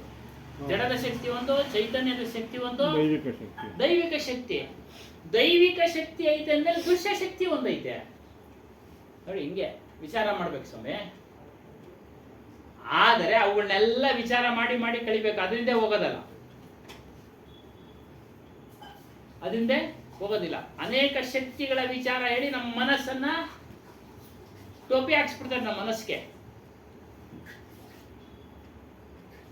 ನಾವು ದುರ್ಬಲರಾಗಬಾರ್ದು, ಸಬಲರಾಗಿರ್ಬೇಕು ಮಾನಸಿಕವಾಗಿ. ಅಲ್ಲಿಂಗ್ ನಡೀತಾ ಇದೆ. ಅದು ಸತ್ಯ ಗೊತ್ತಾ ಅಂತ. ಸತ್ಯ ಅಂದ್ರೆ ಏನು ಅನ್ನೋದು ಅವ್ರಿಗೆ ಗೊತ್ತಿರಬೇಕು. ಎಷ್ಟೋ ವರ್ಷಗಳಿಂದ ಏನೋ ನಡೀತಾ ಇದೆ ಒಂದು ದೇವಸ್ಥಾನದಲ್ಲಿ, ಸತ್ಯ ಅದೆಲ್ಲ ಸತ್ಯ ಅಲ್ಲ. ಅವನು ಅಷ್ಟು ವರ್ಷಗಳಿಂದ ಹೇಳತಕ್ಕಂಥವನು ಅಷ್ಟು ವರ್ಷಗಳಿಂದ ಇದಾನ, ವ್ಯಕ್ತಿ ಇಲ್ಲ, ಕೆಲವೇ ವರ್ಷಗಳು. ಅದು ಸತ್ಯ ಅಲ್ಲ, ನಿಜ. ಅದರ ನಕಲಿ ನೋಟ್ ಇದ್ದಾಗೆ. ನಕಲಿ ನೋಟ್ನ ನಾವು ಮೊದಲು ಎಲ್ಲ ಎಷ್ಟೊಂದು ಚಲಾವಣೆ ಆಗೋದು ಅಸಲಿ ನೋಟ್ ತರ, ಆ ತರ ಚಲಾವಣೆ ಆಗ್ತಾ ಇದೆ ಈಗ ಧಾರ್ಮಿಕ ವಿಚಾರಗಳು ಅಲ್ವಾ ಸ್ವಾಮಿ? ನಕಲಿ ನೋಟ್ನ ಚಲಾವಣೆ ಮಾಡ್ತಾ ಇರೋ ಪೊಲೀಸ್ನವ್ರು ಸಿಕ್ಕಾಕೊಂಡ್ರೆ ಬಿಡ್ತಾರ? ಹಿಡ್ಕೊಂಡು ಹಂಗೆ ಇದು. ಇದೆಲ್ಲ ನಕಲಿ ನೋಟ್ಗಳು ಸ್ವಾಮಿ. ಯಾವುದು ಅಸಲಿ ಅಂದ್ರೆ ಸ್ವರೂಪ ಜ್ಞಾನವೇ ಅಸಲಿ, ನಿಜವಾದ ಅಸಲಿ. ಇದನ್ನ ಚಲಾವಣೆ ಮಾಡಿ ಯಾರು ನಿಮ್ಮನ್ನು ಹಿಡಿಯಕ್ಕಾಗಲ್ಲ. ಅಂದ್ರೆ ಯಾವ ಬಂಧನಗಳು ಇರೋದಿಲ್ಲ, ಯಾವ ಬಂಧನಗಳು ನಿಮ್ಗೆ ಏನು ಮಾಡೋದಿಲ್ಲ. ಹೋಗ್ತಾ ದೂರ ಮಾಡ್ಬಿಟ್ಟಿರ್ತೀವಲ್ಲ, ದೂರ ಮಾಡಿದ್ರೆ ಬಂಧನ ಇನ್ನೆಲ್ಲಿಂದ ಬಂತು? ಇದು ಸತ್ಯವಾದ ಜ್ಞಾನ. ಇನ್ನೆಲ್ಲ ಸತ್ಯ ಸತ್ಯ ಅಂತ ಹೇಳ್ತಾರಲ್ಲ, ಅದೆಲ್ಲ ಮಿಥ್ಯ. ಮೇಲ್ನೋಟಕ್ಕೆ ಸತ್ಯ ಅಷ್ಟೇ, ಅಸಲಿಯಾಗಿ ಅದು ಮಿಥ್ಯ. ಜಗತ್ತು ಸತ್ಯನೇ, ಸಾಕಷ್ಟು ವರ್ಷಗಳಿಂದ ಇದೆ. ಯಾರೋ ಬರ್ತಾ ಇದ್ರು, ನಿಂತೋಗ್ಬಿಟ್ರು. ಯಾರೋ ಫಾರೆಸ್ಟ್ ಆಫೀಸರ್, ಫಾರೆಸ್ಟ್ ಡಿಪಾರ್ಟ್ಮೆಂಟ್ ನಿಂತೋದ್ರು, ರಮೇಶ್ ಅಂತ. ಸತ್ಯ, ಅದನ್ನ ವಿಚಾರ ಮಾಡಿದ್ವಿ. ಸತ್ಯ ಇದೆ, ಜಗತ್ತು ಸತ್ಯ. ಆದರೆ ನಾವು ಇದನ್ನ ಶಾಶ್ವತವಾಗಿ ನೋಡ್ತಾ ಇಲ್ಲ ಸ್ವಾಮಿ. ಎಷ್ಟೋ ಜನರು ಆಳಿ ಹೋದ್ರು, ನಾವು ಇವಾಗ ಇದೀವಿ, ನಾವು ಒಂದಿನ ಹೊರಟೋಗ್ತೀವಿ. ನೋಡಿ, ಇದು ಮೂಲ ಅರ್ಥ ತಿಳಿಬೇಕು. ಮೂಲ ಅರ್ಥ ಇದು ಇದೇ. ಭೂಮಿ ಇದೆ, ಇಲ್ಲ ಅಂತ ಹೇಳಿಲ್ಲ. ನಮ್ಮ ತಾತ ಅವರಿದ್ರು, ನಮ್ಮ ತಂದೆಯವರಿದ್ರು, ನಾವಿದ್ದೀವಿ, ನಮ್ಮ ಮಕ್ಕಳು ಇರ್ತಾರೆ, ಅವ್ರ ಮಕ್ಕಳು ಎಲ್ಲರೂ ಇರ್ತಾರೆ. ಆದರೆ ವೈಯಕ್ತಿಕವಾಗಿ ನಾವು ವಿಚಾರ ಮಾಡಿದಾಗ ಇದು ಸತ್ಯ ಅಲ್ಲ, ಸುಳ್ಳು. ನಮ್ಮನ್ನು ಬಿಟ್ಟು ಹೋಗುತ್ತೆ. ಮನೆ ಕಟ್ಟಿದ್ರು ನಮ್ಮ ತಾತ, ಇದಾರ ವಾಸ ಮಾಡಿಕೊಂಡು, ಮನೆ ಇದೆ ಅಷ್ಟೇ. ಹೇಳ್ತಾರೆ ನಮ್ಮನ್ನ ಭ್ರಮೆಗೊಳಪಡಿಸಕ್ಕೆ, ನೋಡ್ರಿ ಮನೆ ಇಲ್ವೇನ್ರಿ, ಸತ್ಯ ಅಲ್ವೇನ್ರಿ ಅಂತ. ಕಟ್ತವ್ ನಿಧಾನ ನೋಡಿ, ಈಗ ವಿಚಾರ ಮಾಡ್ಬೇಕು, ಹಿಂಗೆ ಮನನ ಮಾಡೋದು. ಕಟ್ದವನಿಲ್ಲ, ನಾವಿರ್ತೀವ ಶಾಶ್ವತವಾಗಿ ಅದರಲ್ಲಿ? ನಾವು ಇರಲ್ಲ. ನಮ್ಮ ಮಕ್ಕಳಿಗೆ ಬಿಡ್ತೀವಿ, ಅವ್ರು ಇರ್ತಾರ ಶಾಶ್ವತವಾಗಿ? ಇರಲ್ಲ. ಯಾವುದು ನಿಮ್ಮ ಜೊತೆ ಇರೋದು ಸತ್ಯವಾಗಿ ಅಂದ್ರೆ ನಿಮ್ಮ ಸ್ವರೂಪ, ನಮ್ಮ ಸ್ವರೂಪ. ನೋಡಿ, ಹಿಂಗೆ ವಿಚಾರ ಮಾಡಬೇಕು. ನಮ್ಮ ಸ್ವರೂಪ ಶಾಶ್ವತ, ಸತ್ಯ, ಅವಿನಾಶಿ, ಅಜರನು, ಅಮರನು. ಈ ಶಬ್ದಗಳು. ಅಜರ ಅಂದ್ರೆ ಮುಪ್ಪಿಲ್ಲ, ಅಮರ ಅಂದ್ರೆ ಸಾವಿಲ್ಲ. ನಮ್ಮ ಅರಿವಿಗೆ ಮುಪ್ಪು ಬಂದಿತ್ತಾ? ಮುಪ್ಪು ಬಂದಿದ್ಯಾ? ಅಂದ್ರೆ ನಮ್ಮ ಪ್ರಜ್ಞೆಗೆ ಮುಪ್ಪು ಬಂದಿದ್ಯಾ? ಸಣ್ಣ ವಯಸ್ಸಿನಲ್ಲಿ ಹೇಳಿದಂತ ಪಾಠವನ್ನ ನೆನೆಸ್ಕೊಳ್ತಾ ಇದ್ದೀವಿ ಅಲ್ವರ? ನೆನಪು ಮಾಡ್ಕೊಳ್ತಾ ಇದೀವಿ. ನೋಡಿ, ಅರಿವು. ನಾನು ಮೊದಲು ಹೆಂಗಿದ್ದೆ, ಈಗ ಹೆಂಗಾದೆ, ಎಲ್ಲ ನೆನಪು ಮಾಡ್ಕೊಳ್ಳ. ಅರಿವು ಮುಪ್ಪು ಬರುತ್ತಲ್ಲ ಸ್ವಾಮಿ. ಎಲ್ಲಿ ಬರುತ್ತೆ ಸ್ವಾಮಿ? ಉದಾಹರಣೆ ಕೊಡಿ ನೋಡೋಣ. ಇವಾಗ ನಿಂಗೆ 60-70 ವರ್ಷ ಆಯ್ತಾ, ನಿನ್ನ ಅರಿವು ಕಮ್ಮಿ ಆಗೈತೆ ಅಂತ ಹೇಳ್ತಾರೆ. ಮರ್ತೋಗ್ತೀವಿ. ಮರೆಯೋದು ಬೇರೆ, ಅರಿವು ಬೇರೆ, ಅರಿವು ಬೇರೆ. ಇವಾಗ ಬೆಂಕಿ ಸುಡ್ತದೆ ಅಂತ ಒಂದ್ಸರಿ ತಿಳ್ಕೊಂಡು ಸಾಯೋ ತನಕ ಜ್ಞಾಪಕ ಇರಲ್ವಾ? ವಯಸ್ಸಾಗೈತೆ ಅಂತ ಬೆಂಕಿ ಕೈ ಇಕ್ತೀವ? ಏನೋ ಮರುವ ಮೇಲೆ ಇಲ್ಲ ಇಲ್ಲ ಇಲ್ಲ. ನೋವಾಗದ, ದೇಹಕ್ಕೆ ನೋವಾಗದು. ಅವಾಗ ಗೊತ್ತಾಗತ್ತೆ ಇದು ಬೆಂಕಿ ಅಂತ, ಅವಾಗೂ ಗೊತ್ತಾಗತ್ತೆ ನಿಮ್ಗೆ. ಮರ್ತ್ಬಿಟ್ಟು ಕೈ ಇಕ್ಬಿಟ್ನಲ್ಲಪ್ಪ. ಮರುವು ಬೇರೆ, ಅರಿವು ಬೇರೆ. ಬುದ್ಧಿಗೆ ಮರುವು ಬರೋದು, ಅರಿವಿಗೆ ಮರುವು ಬರೋದಿಲ್ಲ. ಅದನ್ನೇ ಮುಪ್ಪು ಅನ್ನೋದು. ವಯೋಸಹಜ ಗುಣಗಳು ಮರುವು. ಇವೆಲ್ಲ ನಾವು ಒಂದೇ ಅನ್ಕೊಂಡ್ವಿ. ಮನಸ್ಸು, ಬುದ್ಧಿ, ಚಿತ್ತ, ಅಹಂಕಾರ ಎಲ್ಲಾನು. ಸ್ವಾಮಿ, ಹೀಗೆ ವಿಚಾರ ಮಾಡಿದ್ರೆ ಮಾತ್ರ ನೀವು ಸಹ ಜ್ಞಾನಿಗಳಾಗ್ಬಿಡ್ತೀರ. ವಿಚಾರ ಕೇಳ್ತಾ ಇರ್ಬೇಕು, ವಿಚಾರ ಕೇಳ್ತಾ. ಮೊಟ್ಟ ಮೊದಲನೇದಾಗಿ ನೆನೆ ಅದಕ್ಕೆ ಕೇಳಿದೆ. ನೆನೆ ಯಾರು ರಾಘವೇಂದ್ರ ಮಹಾತ್ಮೆ ನೋಡಿದ್ರಿ? ಯಾರು ನೋಡ್ಲಿಲ್ಲ. ಅಲ್ಲೊಂದು ವಿಚಾರ ಬಂತು ಕೊನೆಗೆ. ಯಾರೋ ಕೇಳ್ತಾರೆ ಪ್ರಶ್ನೆ, ಜೀವಾತ್ಮ, ಪರಮಾತ್ಮ. ಜೀವಾತ್ಮ ಯಾರು, ಪರಮಾತ್ಮ ಯಾರು? ವಿಚಾರ ಹೇಳ್ಬಿಡ. ಜೀವಾತ್ಮ ಅಂದ್ರೆ ನಾವು, ಪರಮಾತ್ಮ ಅಂದ್ರೆ ಬೇರೆ ಇದ್ದಾನೆ. ಅದು ಮಧ್ವಾಚಾರ್ಯರ ಸಿದ್ಧಾಂತ, ಆ ಪೀಠದ ಸಿದ್ಧಾಂತ. ಇದೆಲ್ಲ ಪರಮಾತ್ಮನಿಂದ ಸೃಷ್ಟಿಯಾಗಿದ್ದವು. ಯಾವುದೋ ಗಿಡ, ಮರ, ಮಣ್ಣು, ಮಸಿ, ಏನೇನೈತೋ ಎಲ್ಲ ಪರಮಾತ್ಮನಿಂದ ಸೃಷ್ಟಿಯಾಗಿದ್ದು.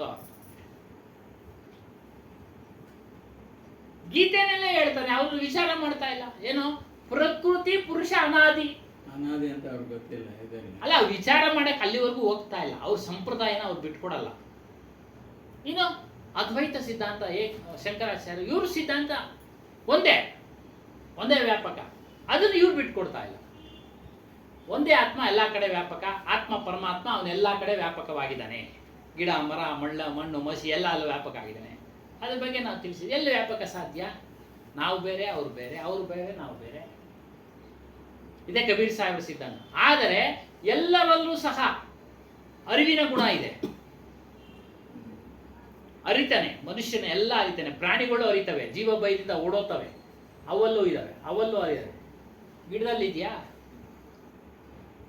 ಬೆಂಕಿ ಅಂಟ್ಕೊಂಡ್ಬಿಡ್ತು, ಕಾಡಿಗೆ ಬೆಂಕಿ ಇಟ್ಕೊಂಡಾಗ ಪ್ರಾಣಿಗಳೆಲ್ಲ ಪಲಾಯನ ಮಾಡ್ತವೆ ತಪ್ಪಿಸ್ಕೊಳ್ಳಕ್ಕೆ.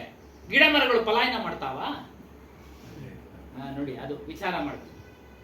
ಪಲಾಯನ ಮಾಡಿ ಇರೋ ಕಡೆ ಅವು ಬೂದಿ ಆಗ್ತಾವೆ, ಅದನ್ನೇ ವಿಚಾರ ಮಾಡಿ. ಕಬೀರ್ ಸಾಹೇಬ್ರು, ಇನ್ನು ರಾಮಾನುಜಾಚಾರ್ಯರು ಭಕ್ತಿ ವಿಶಿಷ್ಟಾದ್ವೈತ, ಬರೀ ಭಕ್ತಿ. ಆ ಭಕ್ತಿನ ನೀವು ಆತ್ಮನಲ್ಲಿ ಮಾಡಿ, ಗುರುವಿನಲ್ಲಿ ಮಾಡಿ ಅಂತ ಹೇಳಿದ್ರು ಕಬೀರ್ ಸಾಹೇಬರು. ಇನ್ನು ಅದ್ವೈತ ಸಿದ್ಧಾಂತಕ್ಕೆ ಎಲ್ಲರಲ್ಲೂ ಅರಿವಿನ ಗುಣ ಇದೆಯಪ್ಪ. ಅದು ಒಂದೇ ರೀತಿ, ಹೆಚ್ಚು ಕಡಿಮೆ ಏನಿಲ್ಲ. ನಿಮ್ಮಲ್ಲಿ ಜಾಸ್ತಿ ಅರಿವಿದೆ, ಅವರಲ್ಲಿ ಕಡಿಮೆ ಅರಿವಿದೆ ಅಂತ ಹೇಳ್ತೀವ ನಾವು? ಇಲ್ಲ. ಮತ್ತೆ ಅವರು ಹಂಗೆ ಜ್ಞಾನಿಗಳು ಏನಕ್ಕಾದ್ರು ಅವರವ್ರ ಅಭ್ಯಾಸ ಮಾಡಿದ್ರು. ನಾನು ಈಗ ಅಭ್ಯಾಸ ಮಾಡ್ತಾ ಇದ್ದೀನಿ.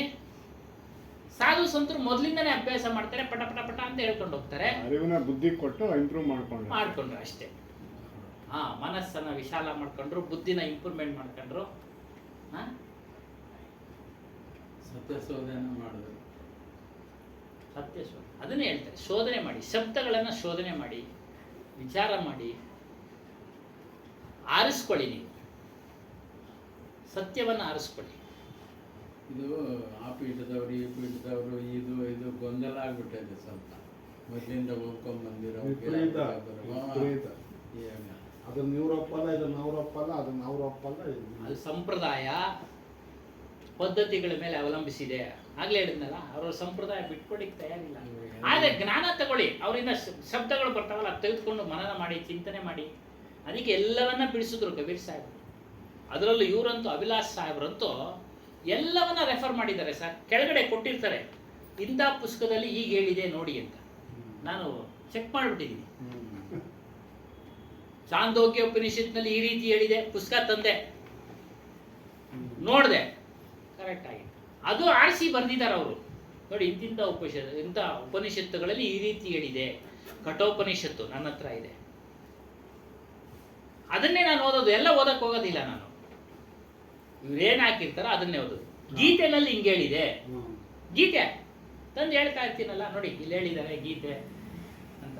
ಮುಂದಿನ ವಾರ ಹೇಳೋಣ, ಪುಸ್ತಕ ತಂದು ಅದು ಇದೆ ವಿಚಾರ. ಯಾರು ಹೆಂಗ್ ಬೇಕಾದ್ರೂ ಬರೀತಾರೆ ಸ್ವಾಮಿ. ಹೌದು. ಆ ಥರ ಆಗ್ಬಿಟ್ಟೈತೆ ಇವಾಗ ಸಮಾಜದಲ್ಲಿ. ಮಾತಾಡೋದು ಅಷ್ಟೇ ಸ್ವಾಮಿ, ಹೆಂಗ್ ಬೇಕಾದ್ರೂ ಮಾತಾಡ್ತಾರೆ. ಯಾರು ಅವರು ಹಣ ಸಂಪಾದನೆ ಆಗ್ಬಿಟ್ಟಿದೆ ಯೂಟ್ಯೂಬ್ನಲ್ಲಿ ಇವಾಗ. ದುಡ್ಡು ಬರುತ್ತೆ ಅಂತ. ನಮ್ದು ಸಂಘ ಐತಲ್ಲ ಸ್ವಾಮಿ, ಆಂಧ್ರ ದೇವಂಗ ಟ್ರಸ್ಟ್. ಅದು ನಮ್ಮಲ್ಲಿ ತೆಲುಗುದೇವ 3-4 ಐತೆ ಅಂತ. ಒಬ್ಬರು ಸಂಘದವರು ಇವ್ರು ಕೋಟಿಗಳೆಲ್ಲ ತಿಂದು ಬಿಸಾಕ್ಬಿಟ್ಟವ್ರೆ ಸಮಾಜ ದುಡ್ಡು. ಯಾರಾದರೂ ಕಲೆಕ್ಷನ್ ಬಂದರೆ ಹೂದು ಉಪ್ಪು ಹಾಕಿ ಕೆಳಗಿರೋ ತಗೊಂಡು ಹಾಕಿ ಆಚೆ ಕಳಿಸ್ರಿ ಅಂತ ನನಗೂ ಪೇಪರಲ್ಲಿ ಬರೆದು ಇಷ್ಟು ಪೇಪರ್ ಇದು ಮಾಡಿ ಕಳ್ಸ, ಎಲ್ರಿಗೂ ಕಳ್ಸೋಣ. ಹೆಂಗೆ ಅದು ಅಂತ ಗೊತ್ತಾಗಿಲ್ಲ. ಹಂಗೆ ಅಂದ್ಬಿಟ್ಟು ಕೆಲವರು 1 ಲಕ್ಷ ಕೊಡ್ತೀವಿ ಅಂದವರು ಹಿಂದಕ್ಕೆ ಹೋಗ್ಬಿಟ್ರು. ಎಲ್ಲ ಸ್ವಾರ್ಥ, ಎಲ್ಲ ಕಡೆ ಸ್ವಾರ್ಥ. ನಾನು ಆಗ್ಲೇ ಹೇಳಿದೆ, ಜನ ಇರೋದು. ನಾನು ಆಗ್ಲೇ ಹೇಳಿದೆ, ಸ್ವಾರ್ಥ ಬಿಟ್ಬಿಡಿ. ಅದು ಎಲ್ಲ ಯಾಕೆ ನಾವು ಎಲ್ಲ ರೆಕಾರ್ಡ್ ಆಗ್ತಾ ಇರುತ್ತೆ, ಆಮೇಲೆ ನಿಮ್ಮನ್ನು ಬೈಕೊಂತಾರೆ. ನನಗೆ ಅದಕ್ಕೆ ನಾನು ಅದಕ್ಕೆ ಆರಿಸ್ಬಿಡಿ ಅಂದೆ. ಸತ್ಯ ಇದ್ರೆ ನಮ್ಮ ಸತ್ಯ ಇದ್ರೆ ಕರೆಕ್ಟ್ ಆಗಿರ್ತದೆ. ತಪ್ಪಿದ್ರೆ ಯಾವತ್ತೂ ತಪ್ಪೆ. ಇವಾಗ ಅವರು ಅದೇನೋ ಇದ್ರು, ಅದು ಬ್ರಾಹ್ಮಣಿ ಅಂತ ಹೇಳ್ಬಿಟ್ಟು ಇವಾಗ 14,000 ಎಕರೆ ತೊಗೊಂಡಿದ್ರಲ್ಲ, ಅದೇ ಜನಾರ್ದನ್ ರೆಡ್ಡಿ. ಇವಾಗ ನೋಡಿ ಕಿತ್ಕೊಂಡ್ರು, ಸತ್ಯ ಇಲ್ವ ಅಲ್ಲ. ಹಂಗೆ ಮತ್ತೆ ಇತ್ತೀಚೆಗೆ ಯೂಟ್ಯೂಬ್ ಮೂಲಕ ಬರ್ತಾ ಇದೆ, ವೇದಗಳ ಬಗ್ಗೆ ಯಾರೋ ಹೇಳ್ತಾ ಇದ್ದಾರೆ, ಚೆನ್ನಾಗಿ ಹೇಳ್ತಾರೆ. ಪಾಪ ಕರ್ಮಗಳನ್ನ ಮಾಡಿಬಿಟ್ರೆ ನಾವು ಮಂತ್ರ ಪಠನೆ ಮಾಡಿಬಿಟ್ರೆ ಪರಿಹಾರ ಆಗ್ಬಿಡುತ್ತಂತೆ. ಏನು ಅದನ್ನ ಹೇಳ್ತಾ ಇದ್ದಾರೆ. ನಾವು ಕೇಳಿರೋದ್ರಿಂದ ನಮ್ಗೆ ಗೊತ್ತಾಗುತ್ತೆ ಕರ್ಮ ಸಿದ್ಧಾಂತಗಳನ್ನ ಕೇಳಿದ್ರೆ. ಕೇವಲ ಮಂತ್ರ ಪಠನೆ ಮಾಡೋದ್ರಿಂದ ಹೋಗೋದಿಲ್ಲ, ಅದು ಅನುಭವಿಸಿ ತೀರ್ಲೇಬೇಕು. ಆದರೆ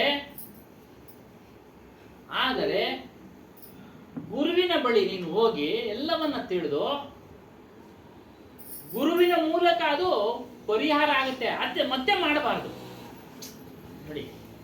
ಗುರುವಿನ ಮೂಲಕ ಅವರ ಆಚರಣೆಯಲ್ಲಿ ನೀನು ತೊಡಗಿಸಿಕೊಂಡ್ರೆ ಆ ಪಾಪ ಕರ್ಮಗಳೆಲ್ಲ ಸುಟ್ಟು ದಗ್ಧ ಆಗ್ತವೆ. ಕೇವಲ ಮಂತ್ರ ಪಠಣದಿಂದ ಆಗೋದಿಲ್ಲ ನೋಡಿ. ಹಿಂಗೆಲ್ಲ ಭ್ರಮೆನಲ್ಲಿ ಬೀಳಿಸ್ತಾರೆ ಜನಗಳನ್ನ ಭ್ರಮೆನಲ್ಲಿ ಬೀಳಿಸ್ತಾರೆ.